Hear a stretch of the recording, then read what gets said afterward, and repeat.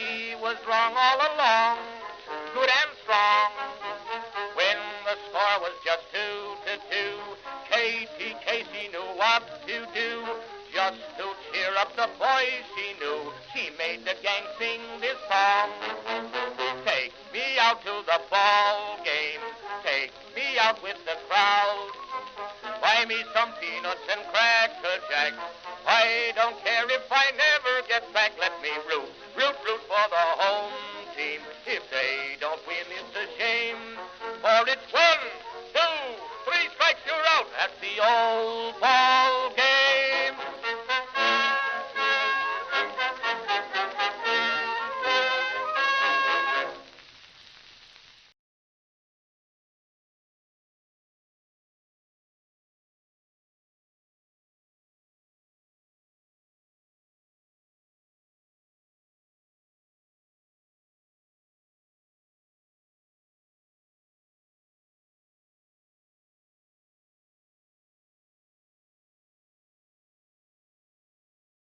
Greetings, folks, and welcome to live coverage of Orioles baseball. My apologies for the slight delay there.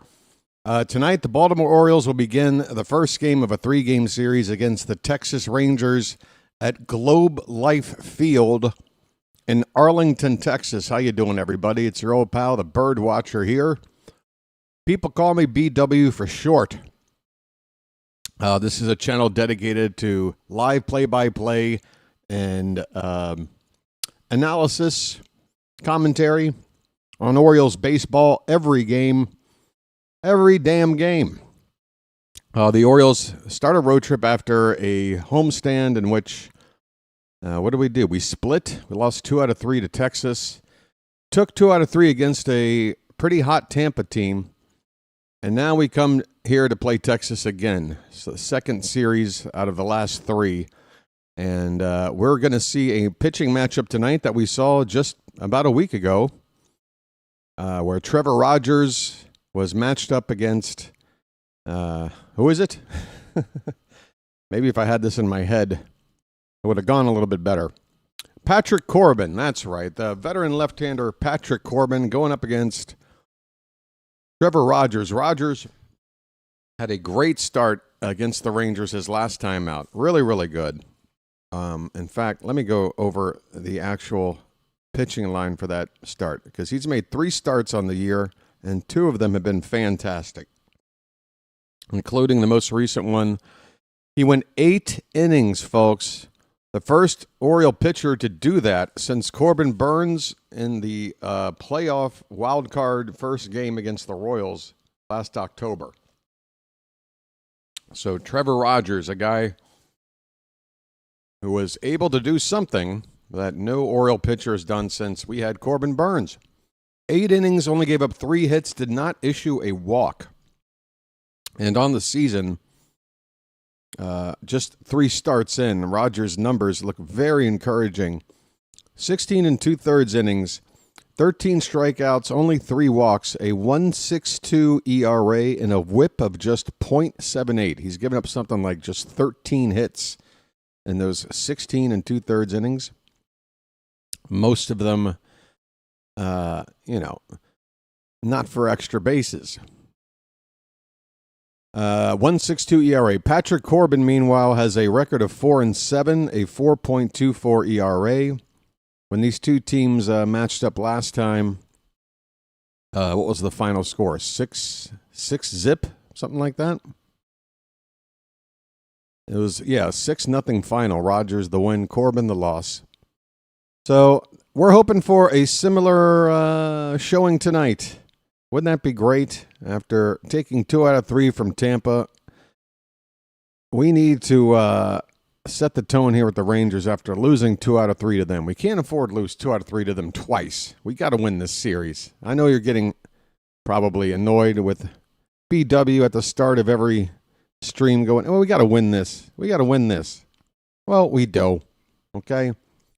It's kind of dark in here. I don't know if you can tell, but I need to keep the light down. It's really hot out here. And the AC, I can only keep it so cool without making it just go on the fritz. They tell you out here, don't keep your AC at this temperature, even if it's really hot, because then it'll just break, and then you got nothing. But yeah, it's pretty hot over here. We're down in Tejas. I bet you it's hot down there, even though they play in a temperature-controlled ballpark here. Anybody interested in these starting lineups? I'm sure you are. It's 92 degrees in Arlington right now. 92 degrees. Chris Guccione will be the home plate umpire tonight. David Rackley first. Chad Whitson at second. And Edwin Moscaso at third. By the way, Ron Washington has taken a leave of absence for... Oh, wait, no. He coaches the Angels. What am I talking about? Never mind. Washington used to coach the Rangers, didn't he? I did read about Ron Washington taking a bit of a break,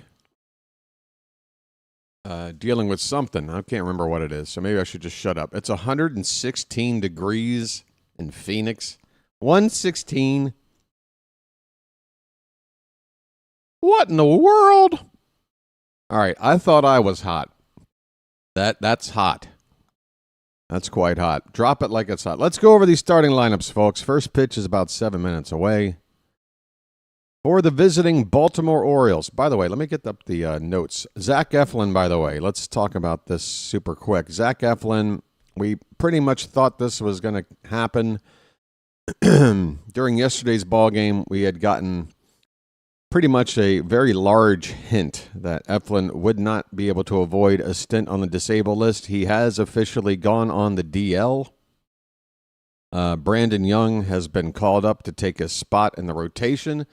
It's a 15-day DL retroactive to like 2 days ago, which means we're not going to see Eflin until at least after the All-Star break, because there's only about 13 days until that. And he might need a rehab start in there as well before he's activated. So, yeah, don't plan on seeing Eflin until the second half of July.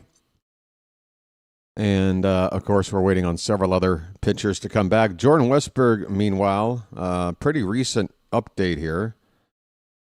He is hitting in the cage today. He could be available tonight. He's not in the lineup, but he could be available.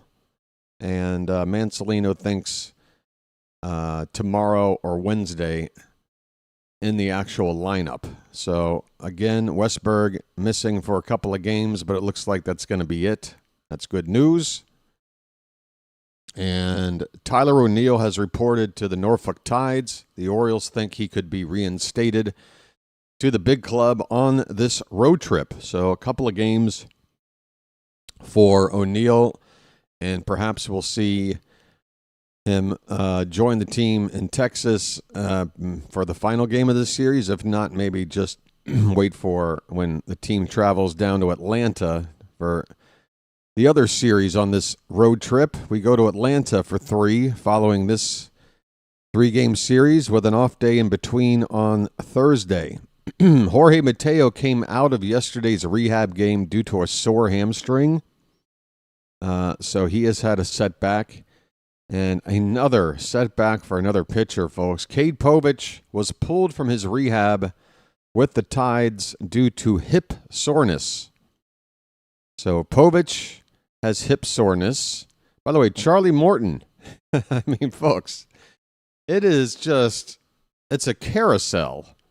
It is like, you ever go to a Horn and Horn, that all-you-can-eat restaurant, where it's just like this rotating platter of food going around, and you just pick one? That's how our injuries are. It's like a rotating platter of all-you-can-eat food. Charlie Morton has been pushed back to Friday to start against the Braves, which will be a nice story of facing his former club. He's got low-grade elbow tendonitis, which to me is a bit surprising that even the lowest grade of elbow tendonitis is resulting in just basically having a start pushed back 48 hours. So how much tendonitis could there be I don't know, but Brandon Young is going to start tomorrow's game. Morton originally scheduled. He will be pushed to Friday. Sagano will continue on his schedule to pitch the final game of this series. And Morton will be facing the team he last pitched for, the Braves, on Friday night. All right, let's get to these lineups quickly because now there's only 3 minutes till first pitch. And I got to get this game up on the screen. I'm sweating out here, folks. That's why I got my most comfortable shirt on. This shirt is like wearing a light pillow. Very nice. All right. What's going on? Stop being annoying. Thank you. Okay. Game will be up in a moment. All right, the starting lineups for the visiting Orioles. Leading off and playing second base, Jackson Holliday. Ramon Laureano will bat second tonight, playing in right field. Gunnar Henderson will hit third and be at shortstop. Gary Sanchez, I like it, cleanup hitter and DH. Ramon Arias will bat fifth and play at third base. Colton Cowser will hit sixth in left field. Kobe Mayo will hit seventh at first base. Mayo's bat starting to heat up a little bit. Ced Mullins will bat eighth and play center field, of course. Chadwick Tromp with Sanchez, the DH. Tromp will do the catching and bat ninth. For the Rangers, Sam Haggerty will lead off and play in left field. Corey Seager will bat second at shortstop. Marcus Semien hits third at second base. Adolis Garcia in right field batting fourth. Jonah Heim will hit fifth and do the DHing. Justin Foscue. Apparently this guy only plays us. Foscue is 0 for 3, and I remember when that was. His only other start this season in the previous matchup between these two teams last week. So I guess the Rangers are just preserving Foscue for us. He's hitting sixth. Josh Young will bat seventh and play at third base. Kyle Higashioka will do the catching and bat eighth. And finally, in center field, batting ninth, making his debut. I don't know if it's just for the season or ever. No, 9 career games. 2025 debut for the center fielder, Michael Hellman, 29-year-old. So we got Mayo on our side. Hellman is on the other, folks. Who's the better Mayo?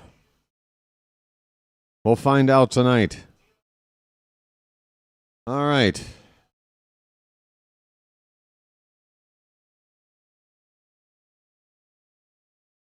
Quite the venue, this Globe Life Park. First pitch in Texas is next. So, yeah, we're hoping for more of the same from Trevor Rogers, folks.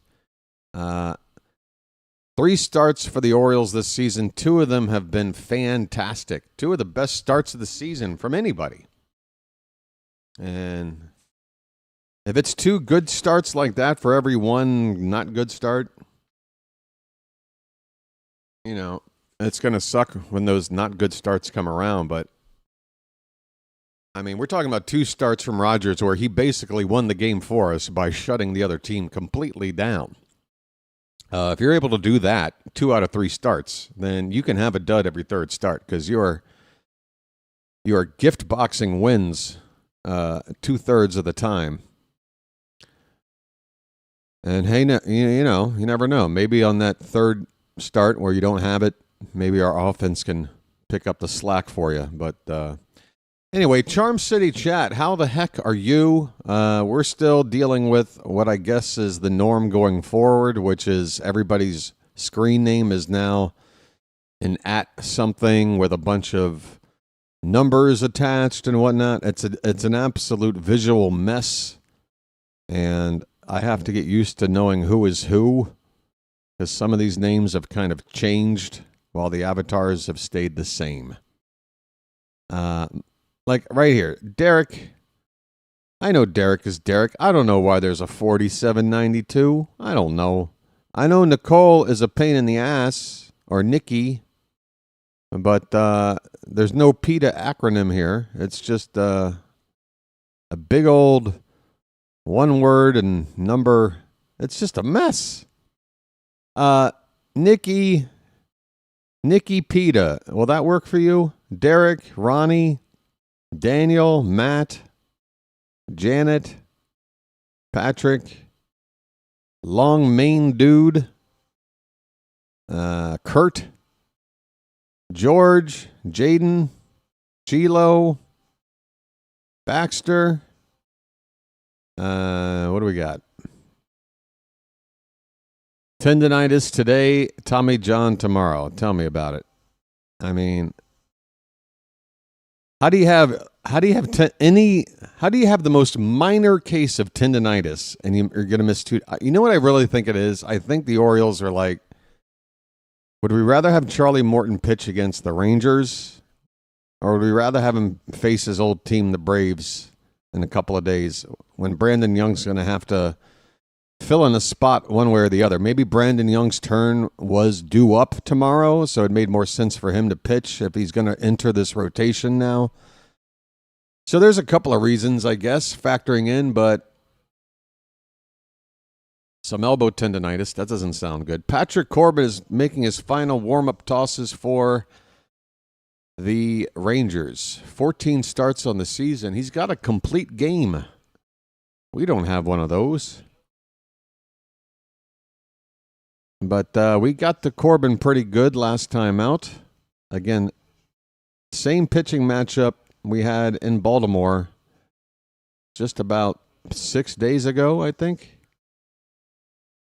Rogers against Corbin, and what turned out to be a 6-0 win where we had over 10 hits. We had lots of offense, good defense, and Rogers pitching the best pitching line of the season, 8 shutout innings. Jackson Holliday's at the plate, folks. We're underway. First pitch is low and outside. Maybe not low, but definitely outside. Holliday.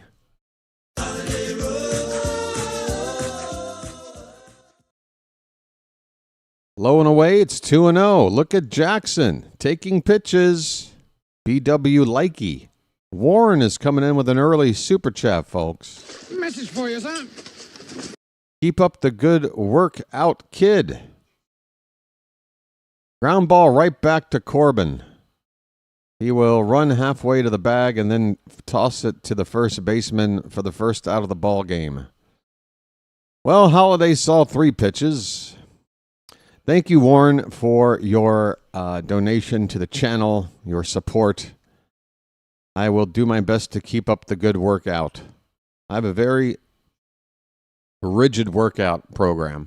It involves lifting up remotes, pressing buttons, setting them back down, lifting them up again. Here's Ramon Laureano. Ramon just threw a rock at me.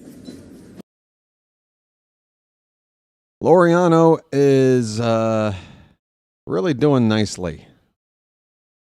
It seems like he's up there working a long count and drawing a walk, or he's up there waiting for a good pitch and finding a line drive somewhere. 1-1 pitch. Line drive. Foul. Third base side.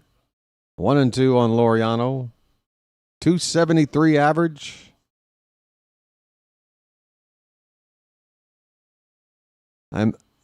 I meant our kid. Oh, gotcha. Darn spell check. Laureano fouls off a 1-2. Count remains the same.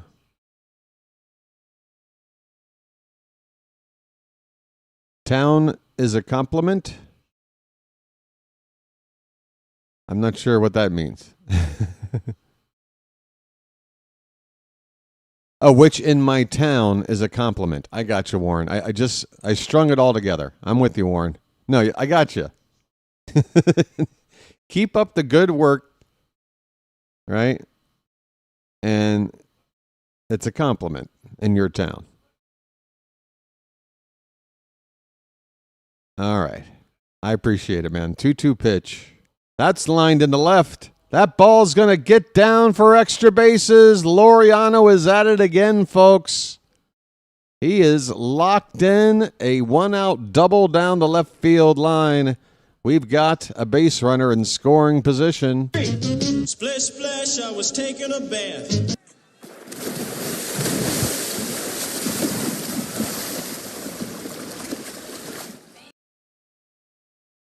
I mean, what do you want, guys? I mean, this guy is taking quality at bats. Like I said, he's taking walks, he's hitting extra bases, and he's got a cannon in the outfield.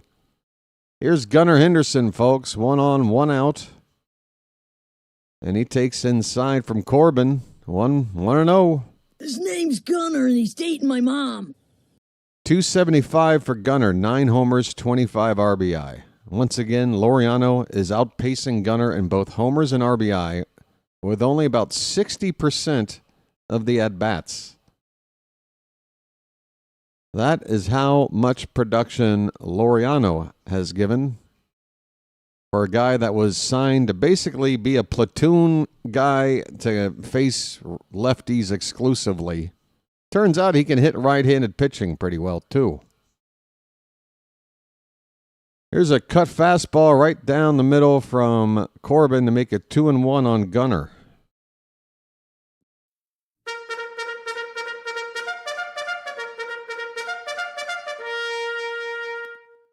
Pitch. Inside, 3-1, folks.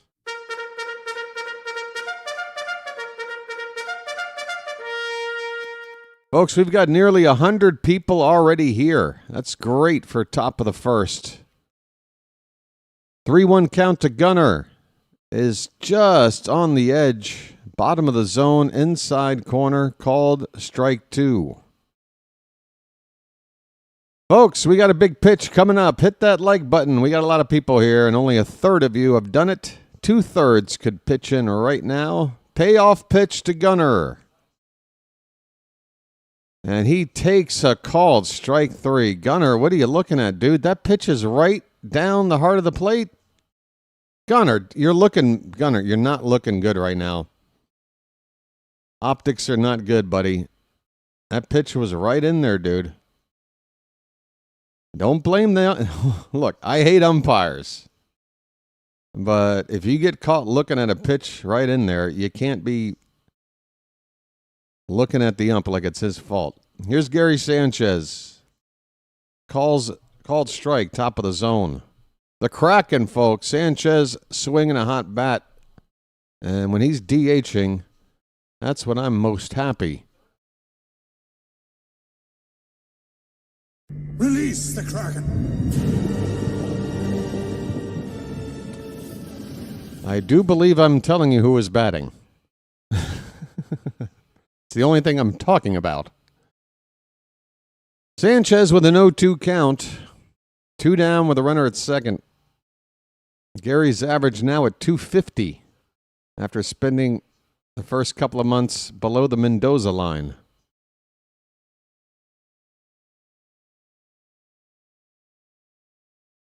This one's popped straight up on the infield, just onto the outfield grass. The second baseman will make the catch, Simeon, and that'll end the inning. Laureano with a double, and that's it. Runner left on at second base. We go to the bottom of the first. It's the Orioles, nothing, and the Rangers coming up. Folks, we've got 100 people here. We're in the middle of a commercial. The game is only just getting started. So why don't we all do each other a favor? I have to, as the YouTube guy, I have to try to get the like count up. But we could just not talk about it for the next 2 hours plus if we all just get it done now, right? That way I don't have to annoy you guys. So what do you say? We got 40-something likes. We can get another 50 up there in the next couple of minutes. Everybody just pitch in for 1 sec. Hit that thumbs up at the bottom of your screen. Again, I'm not here to annoy you with this request. It's just very important for the success of the channel. I hope you understand.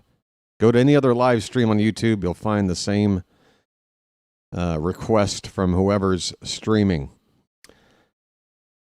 We avoided a no-hitter early. All right. I like Chilo's positivity.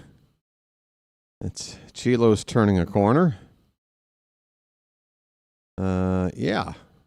We're about at 50 likes. So, yeah, once again, Mateo had a setback. Cade Povich had a setback. Charlie Morton's had a start pushed back for a couple of days.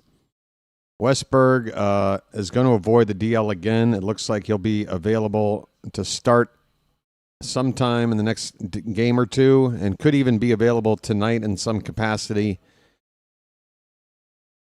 Tyler O'Neill is just reporting back to Norfolk to start yet another rehab assignment, but if everything goes without a setback this time, it's going to be a short assignment, a couple of games.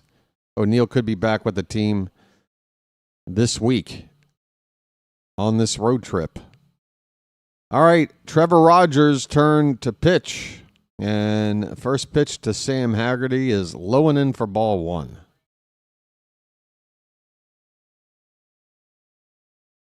And Haggerty loses his bat on this swing. On a pitch he actually fouled off, I think. The count is 1-1.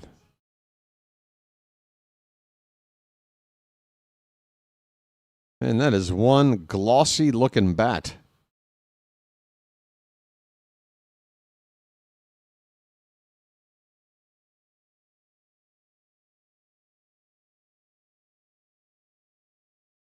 One ball, one strike to the leadoff man for the Rangers in the bottom of the first.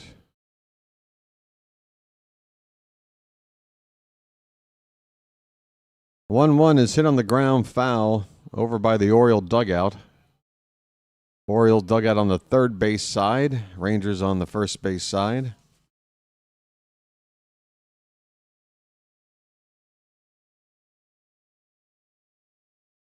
The 1-2 to Haggerty is fouled back. We'll do it again. Orioles are wearing their traditional road grays, and the Rangers wearing their standard home whites. Gray with orange trim for Baltimore, white with blue trim for the Rangers, with red caps. Red, white, and blue. What kind of a unique color scheme is this? 2-2 on Haggerty.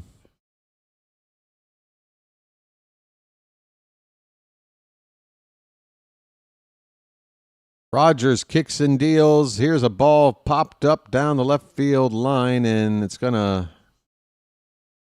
find its way well into the crowd. Still 2-2.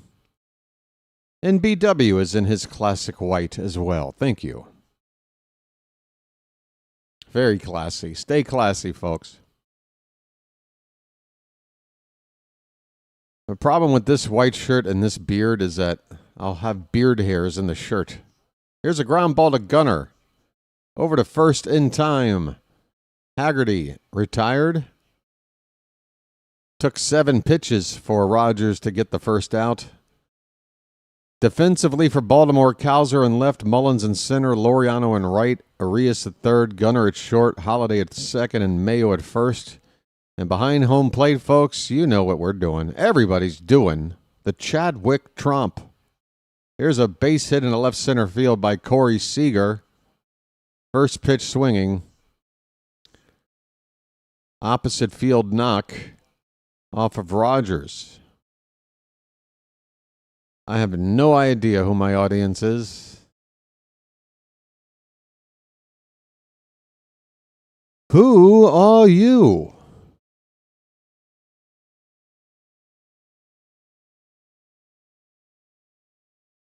Fastball changeup combo for Rogers. That is about 65% of his arsenal.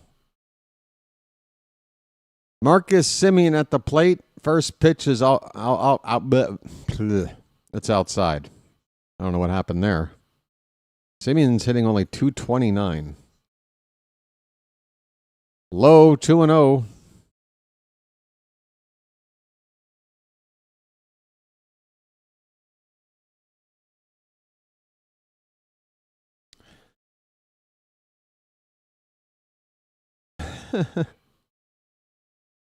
Pitch foul back, 2 balls, 1 strike. Hey, speaking of aggressive cats, I had a nice interaction with a cat that is, I guess, kind of living, on the outskirts of our apartment building because it just does laps around the building. But I saw this cat, mostly black with some white plumage or whatever, and I'm like, hey, kitty, kitty. And of course it looks at me and it's like, oh, you're going to kill me, aren't you? I'm going to run away. And then it comes back around the other side. I'm like, hey, how you doing, cat? That pitch is low. On a 3-1 count, Rogers walks Simeon to put 2 on here in the first. Rogers did not walk anybody in that 8-inning shutout masterpiece. So this is a bit concerning.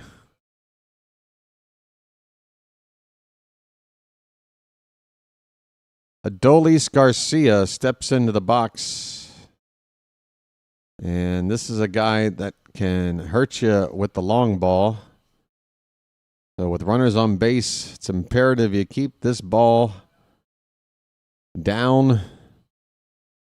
And wow, that was not down, but a fastball gets by Garcia for strike 1. It's been a down season for a lot of these Star Ranger players, veteran players. Their averages, their counting numbers. Same case for Garcia. He has had success against Rogers, though. 9 at-bats previously, 4 hits.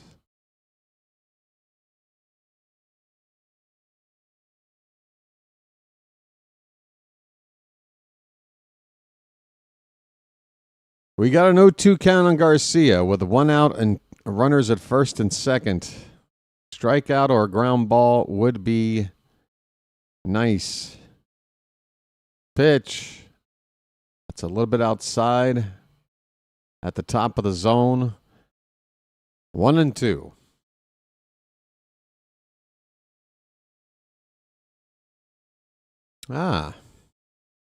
That's good to see. Rogers' fastball velocity's been ticking up.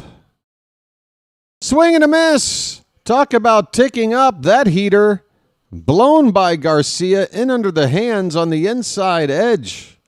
Great strikeout on a big spot.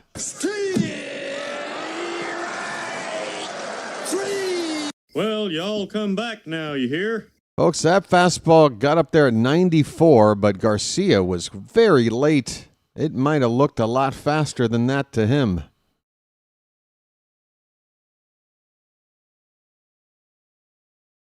Jonah Heim up there with 2 down, switch hitting catcher by trade, DHing tonight. Swing and a miss. Again, that fastball. Maybe it has something to do with Rogers' delivery. Maybe he's just hiding that pitch until the last possible moment, and Ranger batters are not picking it up.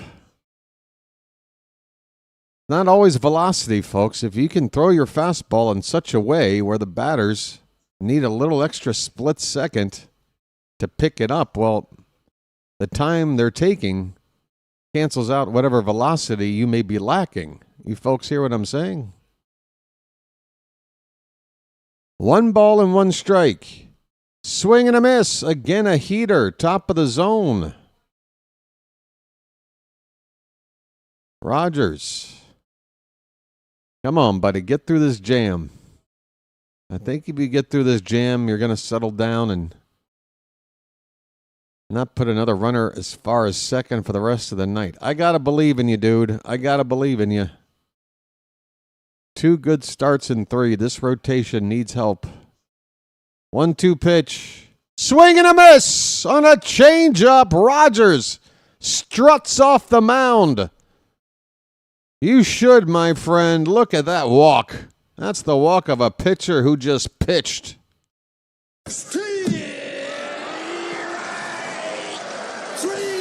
Well, y'all come back now, you hear? Okay.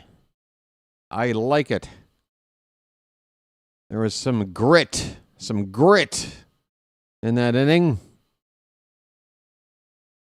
I mean, again, a lot of these star hitters, Seager, Simeon, Garcia not putting up their usual career-type numbers this season, but still not an easy 1, 2, 3 part of the order to get through. Good work, Trevor. Working around a hit and a walk. 21 pitches. We'll try to get that down in the next inning with the bottom part of the order coming up for Texas. We've got Arias, Cowser, and Mayo due up in the second inning.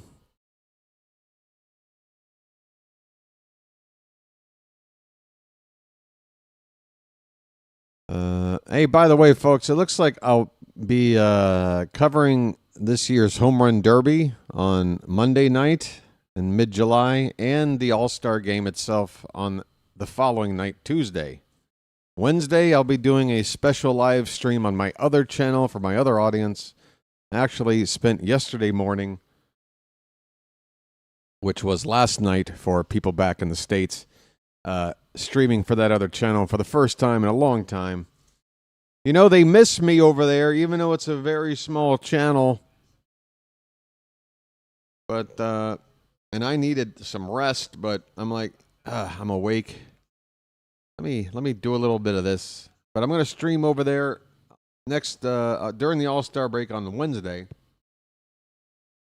We got 4 days off. We don't have to play on Thursday. That day I'll definitely be resting up. Here's Ramon Arias.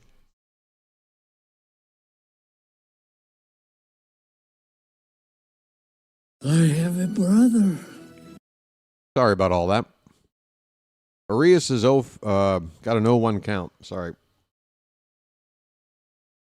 1 ball, 1 strike. Open tryouts.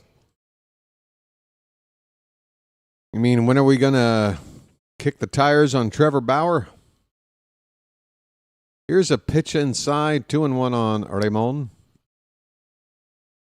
What's 3,000 what? What's 3,000, Matt?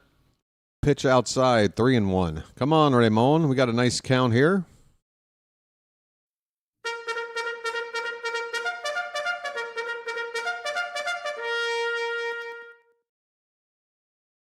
That is just on the outside corner. Oh, yeah, subs. All right.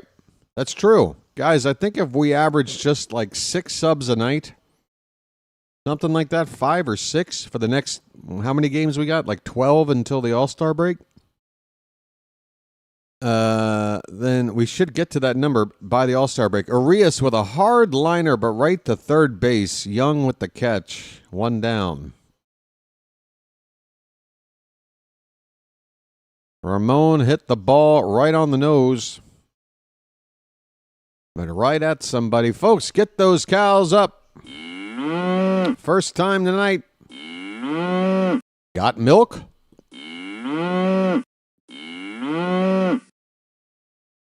Low and away, ball 1 to Colton Cowser.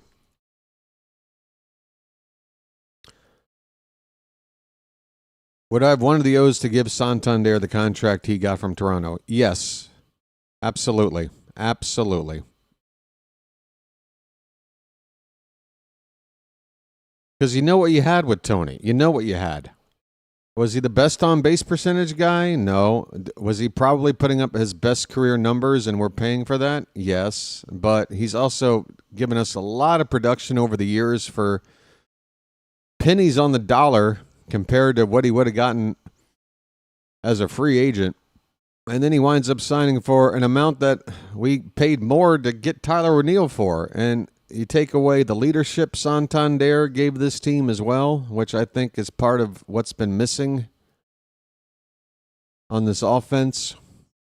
Yeah, not even a question.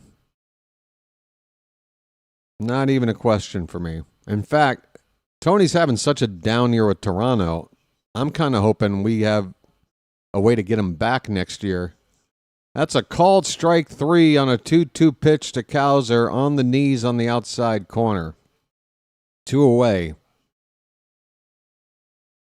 So that could happen, folks. Sometimes I wish I could come up with an example because I know there's a lot where a player you have He walks, joins another team, face plants, and within a year is basically on the hunt for a job, and then we go out and we get that player back.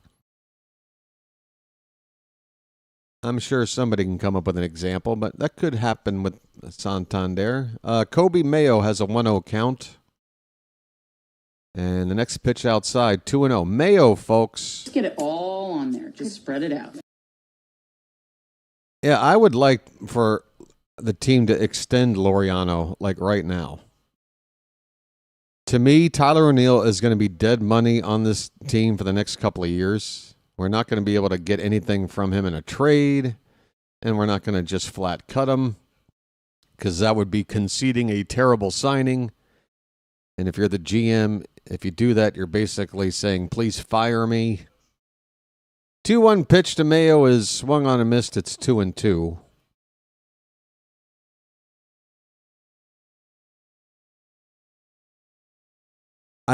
We got to move on from Elias. I just don't see how we're going to fix what got broken here over the last year and change. It's a lot of bad decisions in the past calendar year. Here's a base hit into center field for Mayo and Kobe. Hitting the ball hard, frequently. Ever since he got that home run ball off a position player for his first career home run, he's now hitting line drives, folks.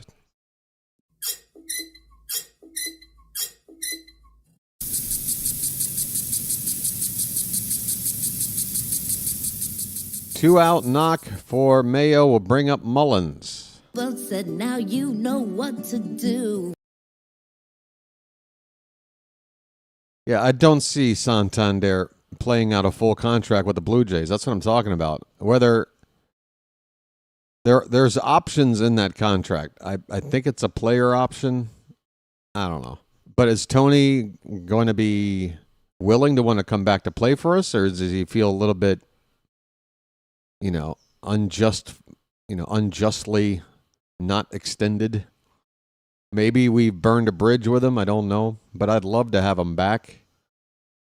Switch hitting, power hitter, leadership skills. We're not going to have Sanchez around next year. We'll see what Mayo is going to do. If we move on from Mountcastle, I can see Mayo taking that spot. But I think if you got Santander in, you make him a full-time DH at this point, you'd have something right there. Check swing on a pitch in the dirt to Mullins. No swing. 1-2 the count. 2 down, runner at first. Can I put the scoreboard up? Sorry. I don't even have the monitor up to see what I'm looking at here. I've totally forgotten about this. The scoreboard is actually not working right now. Line drive. Base hit in the right field for Mullins. And the inning will continue. Mayo stops at second base. Back-to-back hits. 2-out rally in the works. Oh, there it is. It's up. It's up.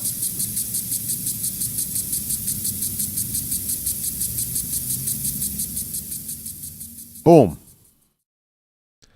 Mullins puts on the oven mitt at first. First and second, 2 down. 2-out rally, folks. Let's do the Chadwick tromp. I mean, if nothing else, at least it gets the number 9 batter in the inning and then a leadoff man up for the next. So let's go, Chadwick. You can do no wrong, buddy. First pitch outside for ball 1. Folks, I will get up and do the tromp if Chadwick can come through right here. 1-0. Line drive up the middle. Oh, it's stopped by the second baseman, Simeon. Shaded up the middle. We got to stop hitting the ball up the middle, folks. There's always somebody there. It's annoying as hell. One of the hardest hit balls Trump's had in an Oriole uniform. Comes up empty. 2 men left on base. Couple of hits with 2 down. We go to the bottom of the second. Scoreless in Arlington, Texas. All right. A clip of Louis Gossett Jr. saying mayonnaise would be a good sound bite for Mayo. What's that from? Officer and a Gentleman, I'm guessing? Is that an Officer and a Gentleman quote? That's like one of only 3 movies that you could... It's either that or Iron Eagle. I'm guessing. I don't know. I've got nowhere else to go. I don't know.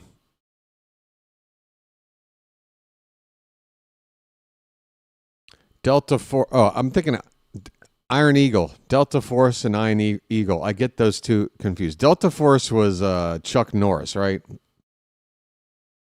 Delta Force is Chuck Norris. Was Louis Gossett Jr. in one of those? I'm thinking of Iron Eagle. Weren't those all Louis Gossett Jr.? Ain't no Louis Gossett Jr. in no Boogie Nights.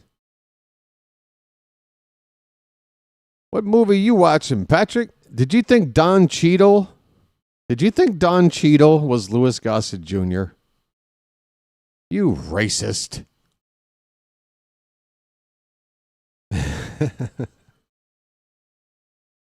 You're not a racist that I'm aware of.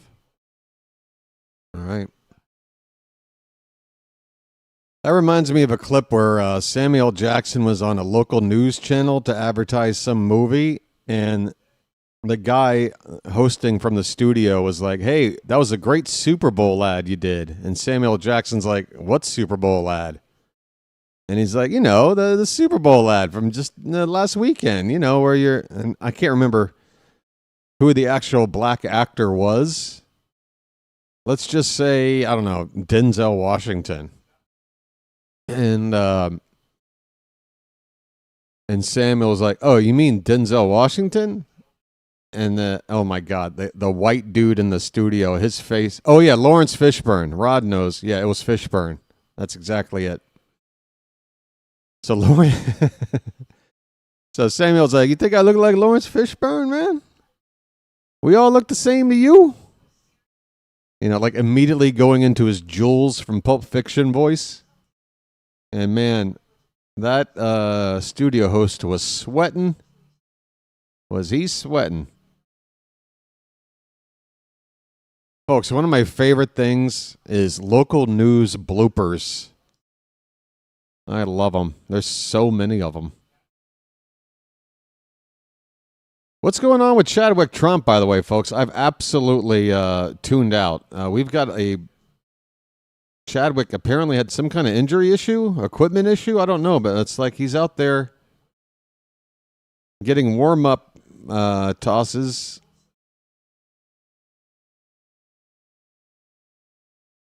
Chadwick says he's okay. I just wish I knew what the potential problem was. I didn't pick up on it. But no problem is a good problem. Chilo, that would imply that I've ever said something wrong before. There's no way. Hey, Foscue, okay, is up to hit right now. And he takes low for ball 1. Foscue is hitting .269 down in AAA. 10 homers, 37 RBI. 1-0 pitch in the dirt, 2-0. Foscue, right-handed batter. Playing first base tonight. He also plays second base.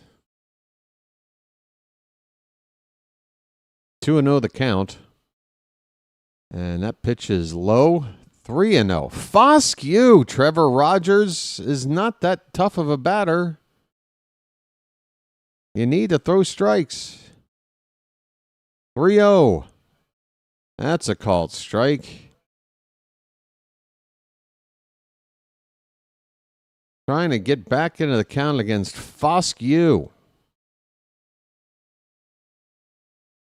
3-1. Popped up. Behind home plate, the first baseman. Whoa! Kobe Mayo. Not the prettiest diving catch you're ever going to see, folks, but Mayo, what a highlight reel this guy's got. His first home run, he's like shrugging it like, what happened? And here's his first defensive gym of his major league career. Mayo using every inch of his 6'7" frame or whatever the hell he is. Gets the first out with a pop-out catch and foul ground. Look at him. He's annoyed with himself. I got to tell you, we got to talk about Kobe Mayo, folks. We need to have a discussion. Here's Josh Young. He takes a swing and a miss, and it's 0-2. It's a conversation, folks, that I don't want to have, and you probably don't want to have either, or you're going to tell me that I'm reading into stuff too much or something. It's nothing I want to feel, but I do feel something that has me a little bit worried. 0-2 on Young, 1 out, nobody on. That's outside. 1 ball, 2 strikes. It's just, I'm not. Look, he's young, so it's not like things can't change or he can't mature. But for me, Kobe Mayo seems kind of like an immature young man. I don't like saying it, but his reaction after hitting his first major league home run was like, really? That's how it's going to be? I honestly didn't like it. I really didn't like it. 2-2 pitch fouled away, still 2-2. Right here on this play, again, he makes the catch, and his face is like, damn it, I look silly on that. Stop worrying about how you look, or just go out and play, Kobe. He had that one play as a base runner where he basically did a forearm shiver. Here's a ground ball to third base. Arias with an offline throw, but Mayo able to apply the tag on the runner before he gets to the bag. 2 down. I know, Patrick. I know. But, I mean, again, like, I don't think every other ball player has that mentality if their first home run comes off a non-pitcher. I think they're just more excited that they hit a ball 450 feet for the first time as a big leaguer. Like, for that to be instantly, like, it was instantly his first reaction. Like, damn it, that happened off a non-pitch. Like, to me, I don't like that. I don't. Maybe it's not a big deal, but I'm starting to add a few pieces of evidence together, which is why, if it was one isolated thing like that, I wouldn't even bring it up.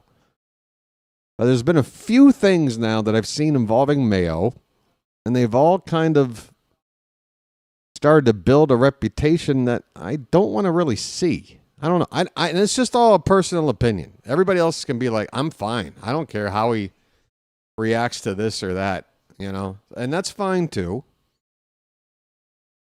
I'm just worried because I really want to see him succeed. I want to see another guy with a really good attitude on the team. And right now, I'm just kind of skeptical. That's all. Okay, I'm allowed to be skeptical. He's still young, but I think there's a little bit of a cockiness there that's sort of unwarranted. Like, dude, you gotta make your bones, and then you can start flexing. Okay, like, establish yourself, learn the ropes. This is a hard game for everybody. All right, there's like, you can count on one hand the number of players in the history of this game that made it look easy. Oh, that was the other thing, the issue with how he handled not making the team out of camp. Patrick brings that up. That's you're just looking at the different little things that Mayo's been involved in, and it just adds up to something where each situation he kind of came off a little bit with an attitude problem. I don't know what to tell you. We got a 2-2 count on Hellman, folks. 2 out with a runner at first for the Rangers. We're in the bottom of the second. We got no score.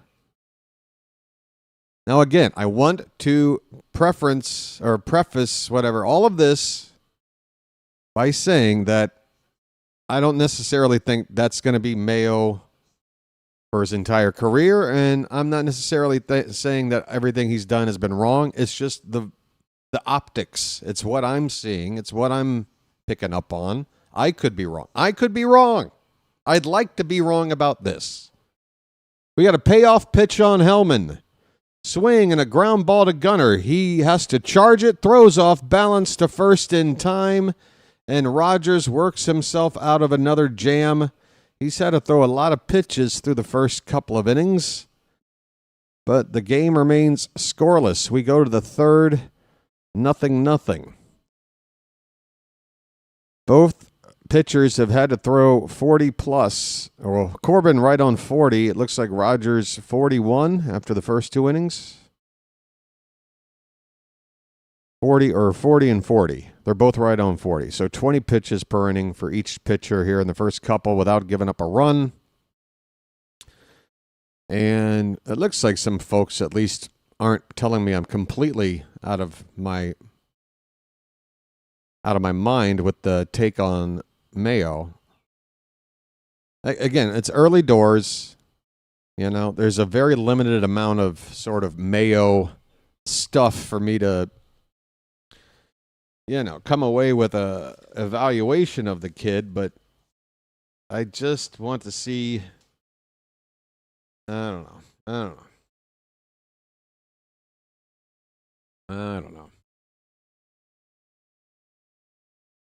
Got a couple more bites of rice here. Oh, I've got a great idea, by the way. Hold on a minute. I'll be right back. Sorry.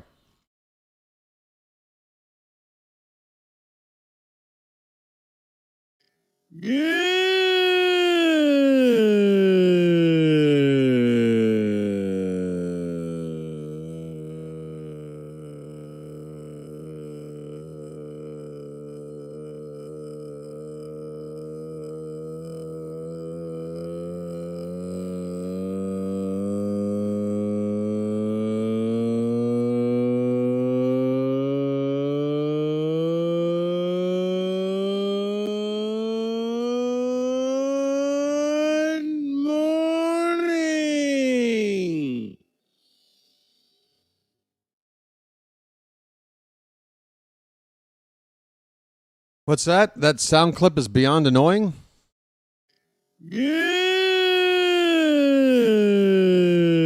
Oh, sorry.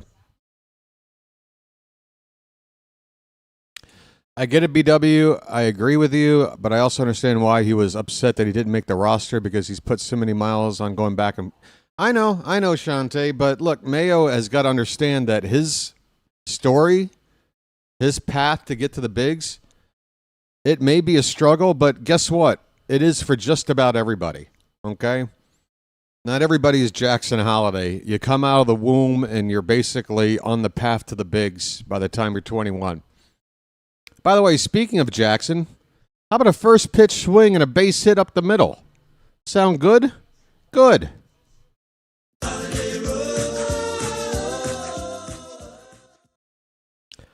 All right. A base hit up the middle where nobody was actually positioned for a change. I like it. Leadoff single.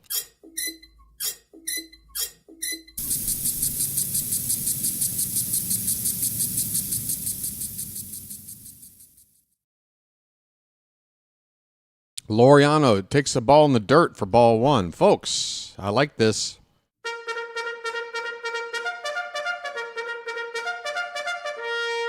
And the way Laureano is looking at the plate right now, I don't want Jackson to run. And so I've got two reasons. One, Jackson keeps getting caught. And two, Laureano's on a tear right now. Let him cook. 1-0 pitch.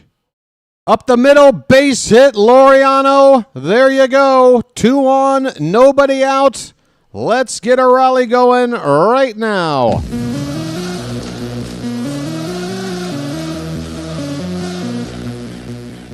Laureano, I mean, I got to look around the league, folks, but This is the final game of June. Who's putting up a better June right now than Laureano? I'm sure there's some, but man, he is getting her done. That was 107 off the bat.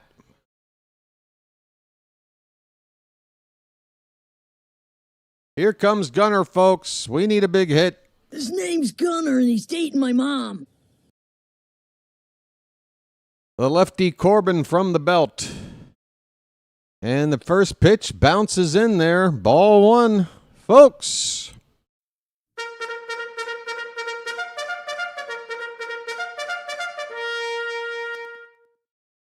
Folks, we got to be honest. We really need to win this game tonight if we're looking at trying to win this series, because tomorrow is a tough matchup on the mound. That bounces in again. It's 2-0.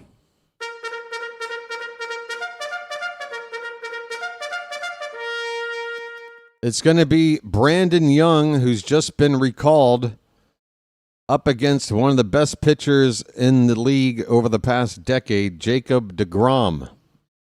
So, on paper, another David and Goliath matchup, and we are not Goliath, folks. So, let's win this game tonight and at least give us, a little wiggle room if we don't win tomorrow to still win this series.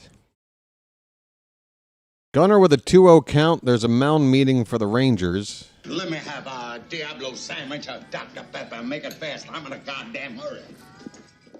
Come on, Gunner.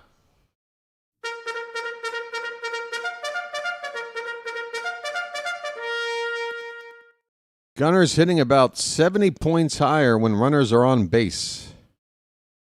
319 the average.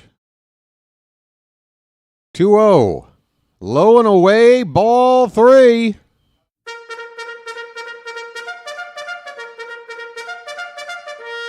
I mean, come on. We've got everything. We've got runners on. We got nobody out. We got a 3-0 count to Gunner. Pitch. Taken all the way, and that just caught the inside edge for strike one. Speed out there as well. Holiday at second, Laureano at first.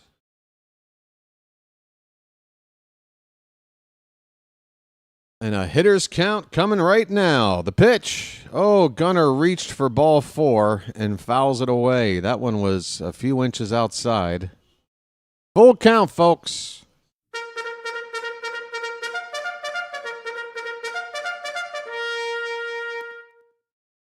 Big pitch coming up. Number 50 on the night for Corbin. Here it is. That's in on the hands. Man, that was ball four again, but Gunner fouls it away. You want to protect with two strikes, but when the pitch is a foot inside, you'd like to be able to lay off of that and take your base. That would have been bases loaded, nobody out. Another 3-2 to Gunner. He reaches for one on the outside corner, fouls it away. Folks, long AB here.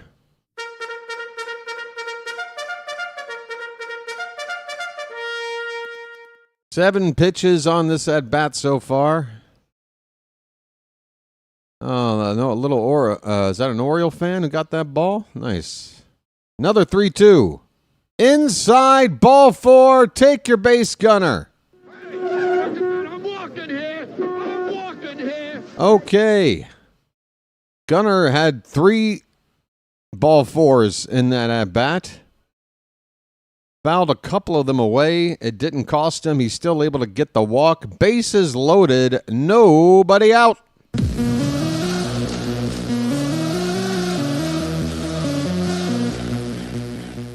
And the big stick of the Kraken is coming up. Release the Kraken. Mound meeting for the Rangers. Gary Sanchez. Career with the bases loaded is hitting .321. He's got 6 grand slams. This season, 2 for 3 with a grand slam. And 7 runs batted in. Gary likes this situation.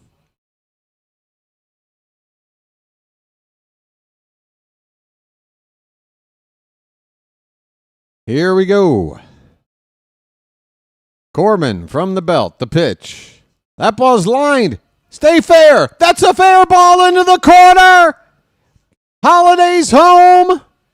Laureano's home.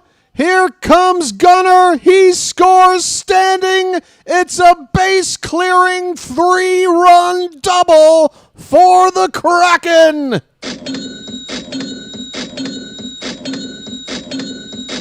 It's an Earl Weaver double.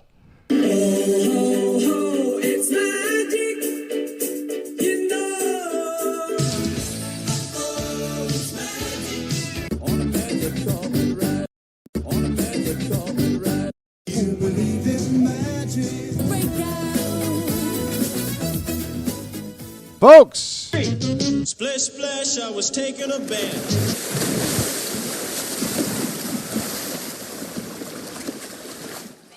swing and a miss by Arias. Still nobody out in the inning. Gary Sanchez, 10 RBI with the bases loaded this season. And what, just 4 at-bats? Unbelievable.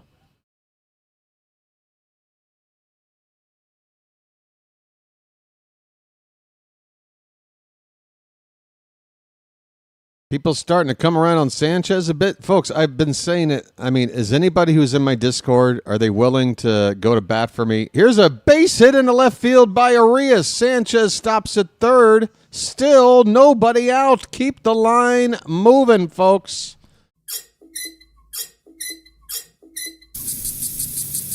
Hopefully somebody here follows my Discord.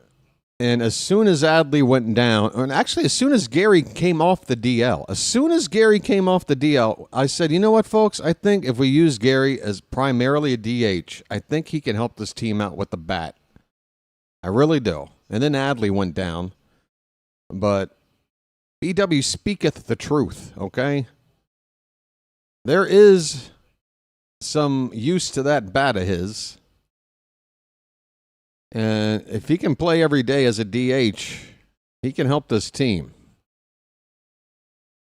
Here's Colton Cowser. Still nobody out. He takes a strike at the knees on the outside corner. Folks, get those cows up quick.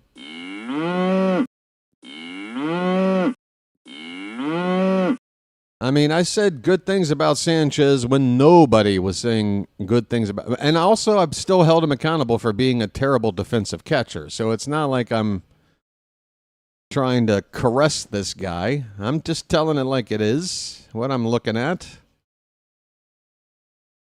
Use him as a DH. He's hitting well as a DH. That's the other thing. Some people just can't take that role and do well with it. Or they're not in the field. Gary seems to not mind just hitting. I say let's accommodate him. 1-2 the count on the milkman, folks.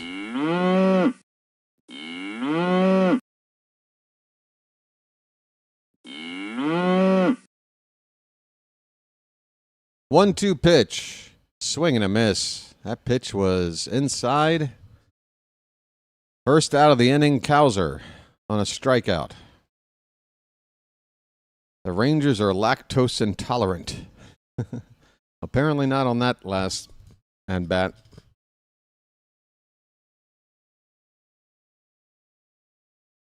Do I have a special lucky anywhere around here? Oh, I do. Ooh. Got a half of one right there. Okay. Here's Mayo, folks. Let's watch Mayo really closely. He takes inside for ball one. Just get it all on there. Just spread it out.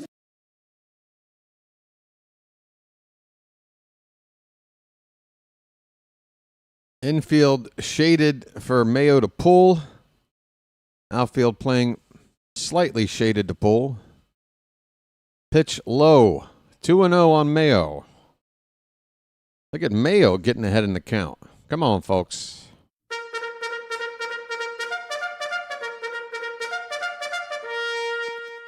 .62 pitches from Corbin with only 1 out in the third inning. Ball. Oh, that was ball 3, Blue. Come on. You gave up on that pitch. That was inside. Why don't you wake up and smell what you shoveling? 2 balls, 1 strike. A fly ball would get a run in, and there's a swing and a miss. Mayo goes chasing at 1 and near the dirt. 2-2.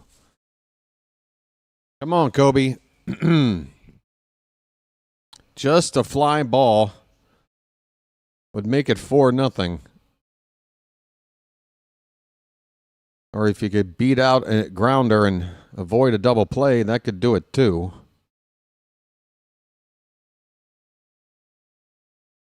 All right, here we go. A 2-2 to Mayo. Low, full count, folks.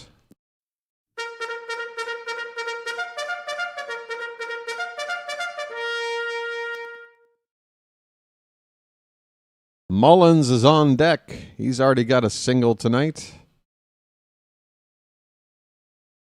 Payoff pitch. And Mayo pops it straight up in the air, and it's not going to be deep enough. Sanchez, the runner at third, unfortunately, the last guy to try on a fly ball that shallow. Wasted out there.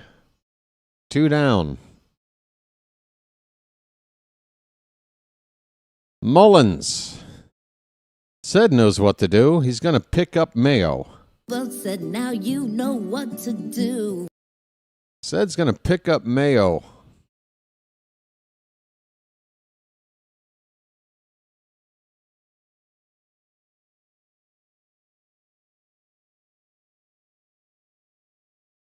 A lot of hard hit balls off of Corbin already. We're still in the 3rd inning. 2 on, 2 out for Mullins. Pitch. Fouled back. A food fight just broke out. 2 groups of 6 people each are throwing their food at each other, and I might come to your place and take a hammer or an axe to your internet cables if you don't stop. Me not horny, me not love you for a long time. Okay. It's all very clever. Here's the 0-1 pitch. That one is golfed out to center field. Not a whole lot on it. That'll end the inning. Catch made out in center. But, folks, the Kraken with the big swing of the inning. A line drive down the left field line. A 3-run double. Have put 3 runs on the board for Baltimore. Very nice. We go to the bottom of the 3rd. Baltimore 3, Texas nothing.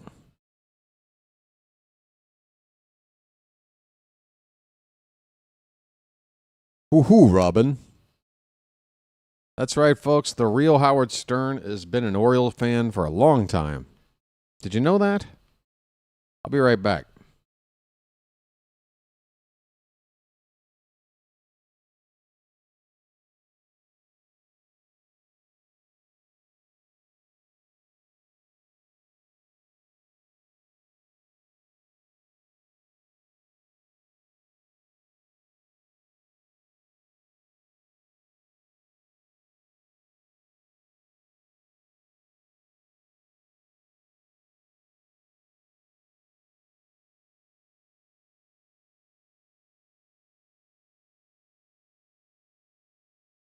Hey, welcome back. It's the Greaseman.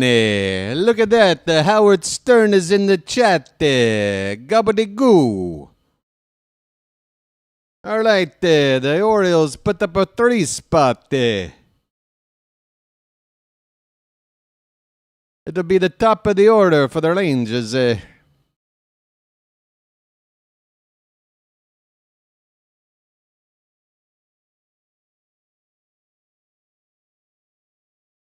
Oh, there's Hobbledygee.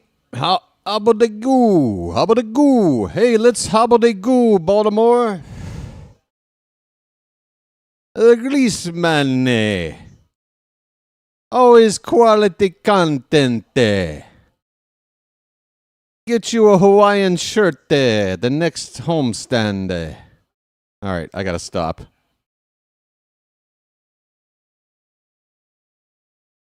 Chadwick Trump is out of the game.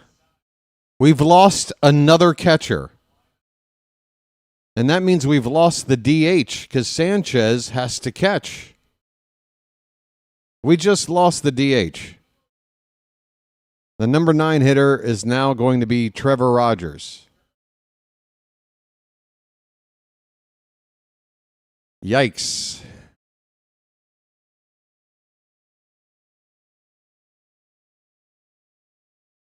Want to know on Haggerty? Yeah, it'll be Stallings. Soren, it'll be Stallings. That's why they got him. For just this possibility. Unbelievable. What the hell with this team? 1-1. Haggerty with a half-hearted swing on a pitch in the dirt. It's 1-2.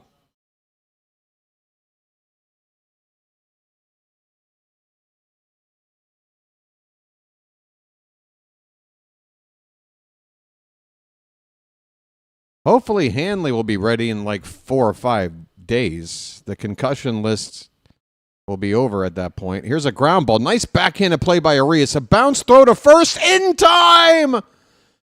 Oh, Dr. Ramon. What a play. Had just enough on it. He knew he couldn't get it all the way there without a bounce. Oh, my.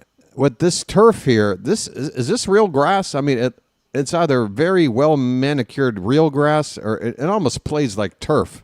So Arias relying on a kind bounce to get that ball to first. And what a play. 1 down. Besides that, it's on the reflexes. Corey Seager waves at 1 and misses.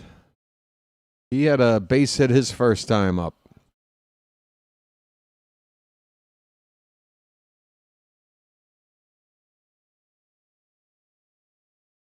Yeah, Jacob Stallings, folks. We'll be seeing him tomorrow if Trump is done.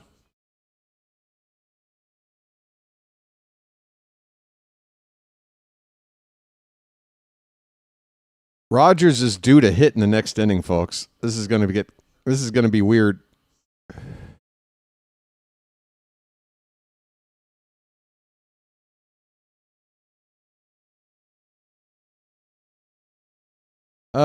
He's just a solid veteran backup catcher. I think he's like 34 years old at this point. Journeyman, number 2 guy, maybe a number 3 guy in AAA in case for depth. But good defense and whatever you get with his bat is a bonus, like most backup catchers at his age. 2-2 pitch to Seager's upstairs. Full count. 1 out, nobody on in the bottom of the 3rd. What is this about a McDonald's in the ballpark?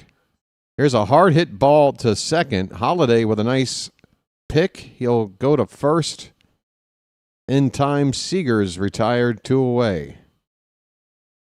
Have they made some kind of formal announcement that they're going to put a McDonald's in Camden Yards? No, I don't like it. I go to a ball game to get away from the everyday drudgery of life. I've got enough McDonald's in my face, and this is me talking as somebody who doesn't even live over there anymore. But that's how I would feel. No, I don't want a McDonald's in the ball. I think I can wait on a Big Mac for any other time. Line drive, foul by Marcus Semien. 2 down, nobody on for the Rangers. 1-1 the count on Semien. He walked his first time up. Yeah, we don't need like franchises in the ballpark. Give like some local mom and pops that know how to cook good food a chance to sell their stuff at the ballpark. That's what I say. I mean, Boog's Barbecue is a perfect example. We open up a new ballpark. Boog's like, I got an idea. I want to open up a barbecue pit out on Utah Street. Great. It absolutely adds something to the ballpark. This is going to be ball 4 to Marcus Semien, a 2-out walk. Yeah, keep all the major chains out of there, No Starbucks, no McDonald's.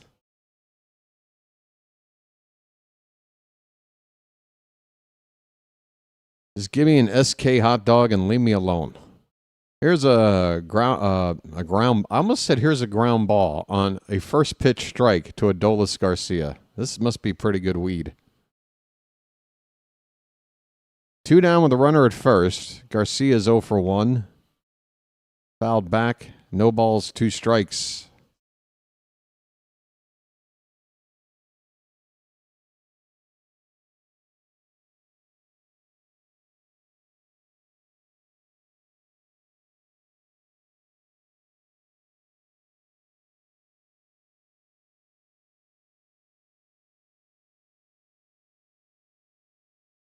Oh, and 2 on Garcia. Rogers is on 57 pitches.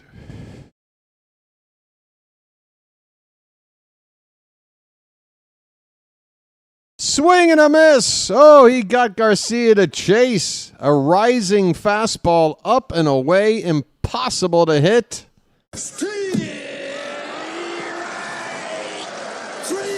Well, y'all come back now, you hear? Rogers appears to be settling in. The pitch count is the only real concern. He's having to average about 20 per inning, so we're looking at a 5-inning performance on this pace. But we're talking about 5 shutout innings, so I guess you'd take it.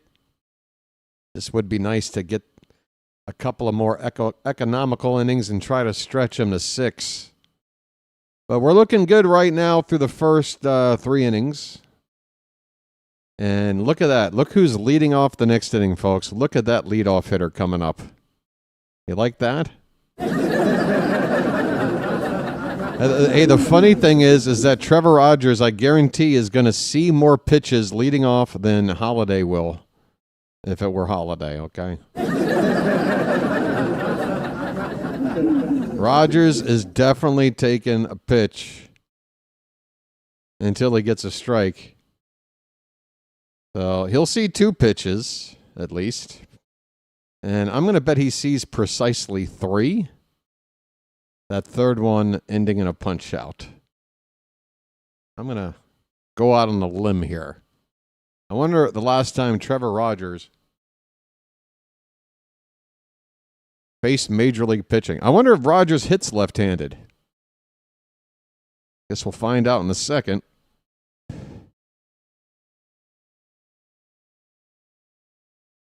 He's got his batting helmet on backwards. All right, I love the humor there. He's ready. There you go. There's the official Trevor Rogers bat. Oh, it's a Ryan Mountcastle bat. He's using a Mountcastle bat, folks, and it looks like he does hit left-handed. Lefty on lefty. Here we go. Rogers, first plate appearance in 4 years. Takes a called strike. Look at that. Jackson, take a lesson, man. 0-1 pitch. Swing and a miss.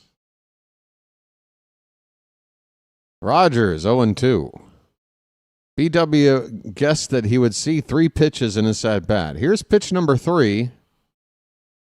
And that's the end of that at-bat.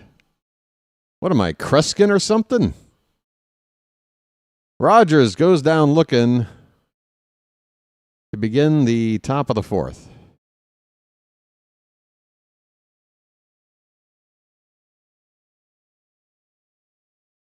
Not anymore, Blaze Prods.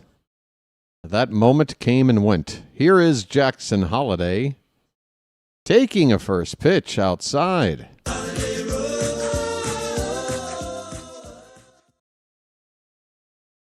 The 2025 Orioles, folks, where position players are pitching in the 7th inning and pitchers are up to hit in the fourth.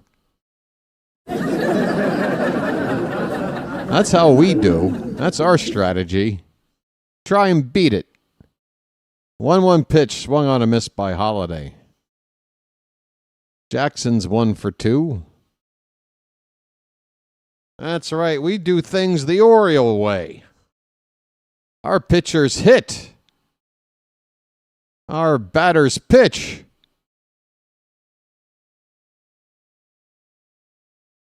2-2 in the 2-1 in the dirt. It's 2-2.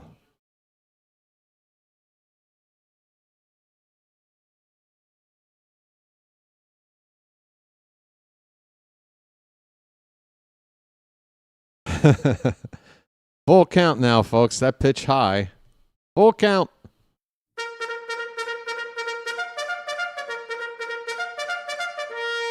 Now, this just in on Twitter. Mr. Splash is now in the taxi squad.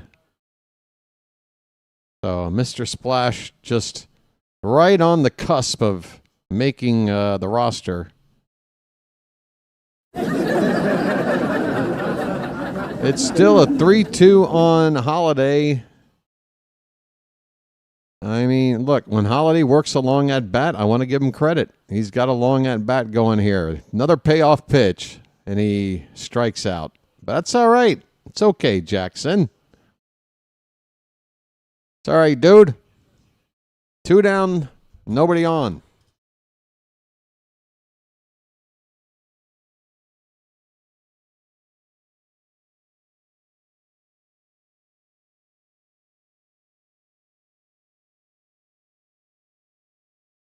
Here is Laureano, folks. I mean, Ramon just threw a rock at me. 2 for 2. A single, a double, a run scored. What is the average at right now for this guy? We are looking at 281. Line foul. 1-1 on Ramon Laureano. 80 pitches now from Corbin.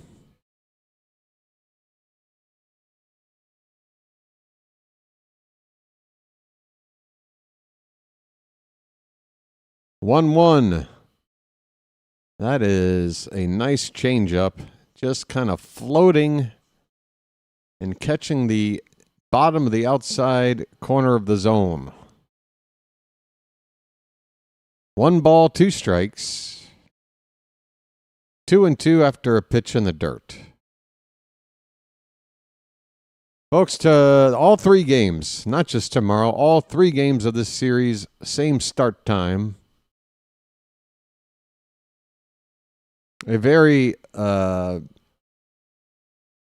kind start time to BW. Look at this line drive in the right, but it's right at Garcia. Laureano hitting a ball on a line everywhere, all fields. Goes opposite field here, but just unlucky. It's right at somebody to end the inning. All right, nothing happening for the Orioles there. We go to the bottom of the 4th. Rogers coming on back out. 58 pitches through 3. Couple of hits, couple of walks. So, yeah, tomorrow night again, the matchup on the mound. Brandon Young for us against Jacob deGrom. David versus Goliath, folks. You never know. You never know. You never know. We had something similar when we faced the Yankees' Max Fried, I remember, right? Who did we have on the mound when we beat Max Fried?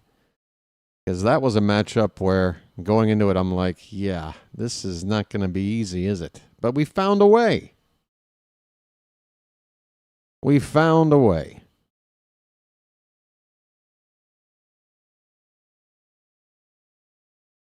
You say that, Sheila, but it depends on how effective Rogers is. I mean, if Rogers pitches the next couple of innings and then his turn comes up, that's just 5 innings. He's still looking good. And if we've got a 3-run lead, I don't mind that he goes up there and just makes a automatic out. I mean, we've had position players that have been in this lineup before that we knew when they come up, we're going to make automatic outs anyway. So I don't mind Rogers having to hit one more time. If he does, it means he's pitching well. In fact, I would prefer. I will go out on a limb and say I would prefer that Rogers hits again in this game because it means something good is going on the mound for us.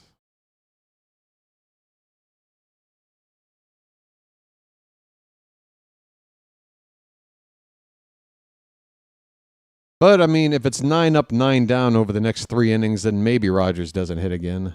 I don't know. We'll see.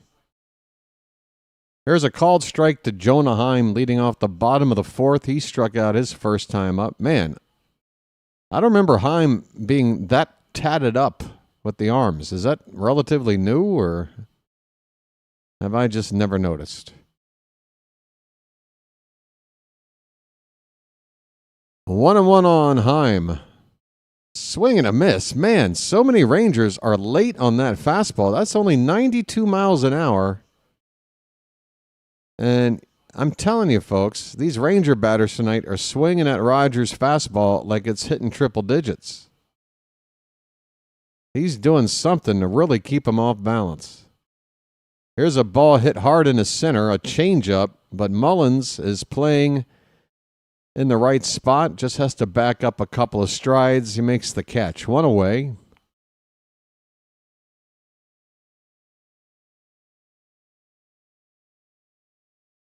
Foscue is coming up to hit right now, Charm City Chad.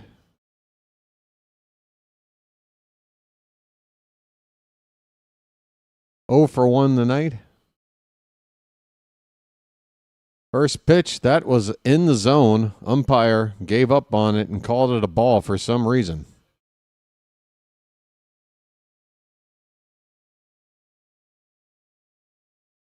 There's a strike to even up the count.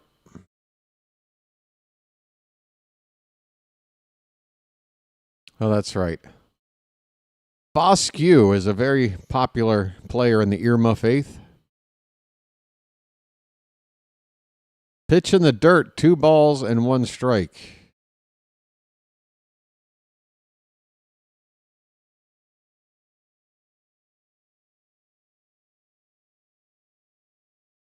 Popped up, right field, first base side into the stands.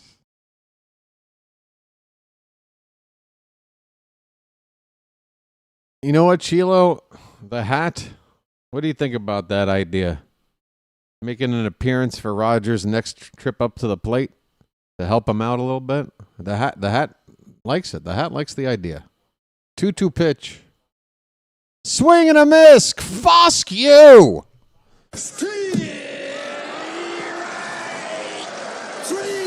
Well, y'all come back now, you hear? Foscue. Hit the bricks, pal. You're done. Foscue. You get nothing. You lose. Good day, sir. Foscue. Well, when you gotta go, you gotta go. All right, here's Josh Young. First pitch swinging, ground ball right to Arias. Across the diamond in time. See you later, Tejas. We go to the bottom of the 5th inning. Top of the 5th inning. Sorry, top of the 5th. Are we at home or are we on the road? I don't know. Gunnar, Sanchez, Arias, due up.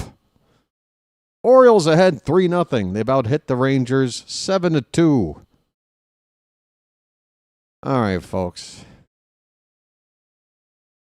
That's right. The same pitching matchup, Edward, last week in Baltimore, 6-0 final. We're halfway there, both in the ball game and in the score line. We are writing a script of a repeat we want, which is for Rogers to shut the Rangers down, although I have to tell you, he's not going to go 8 innings this time because the pitch count is just too darn high. It's like the rent in New York. It's too damn high.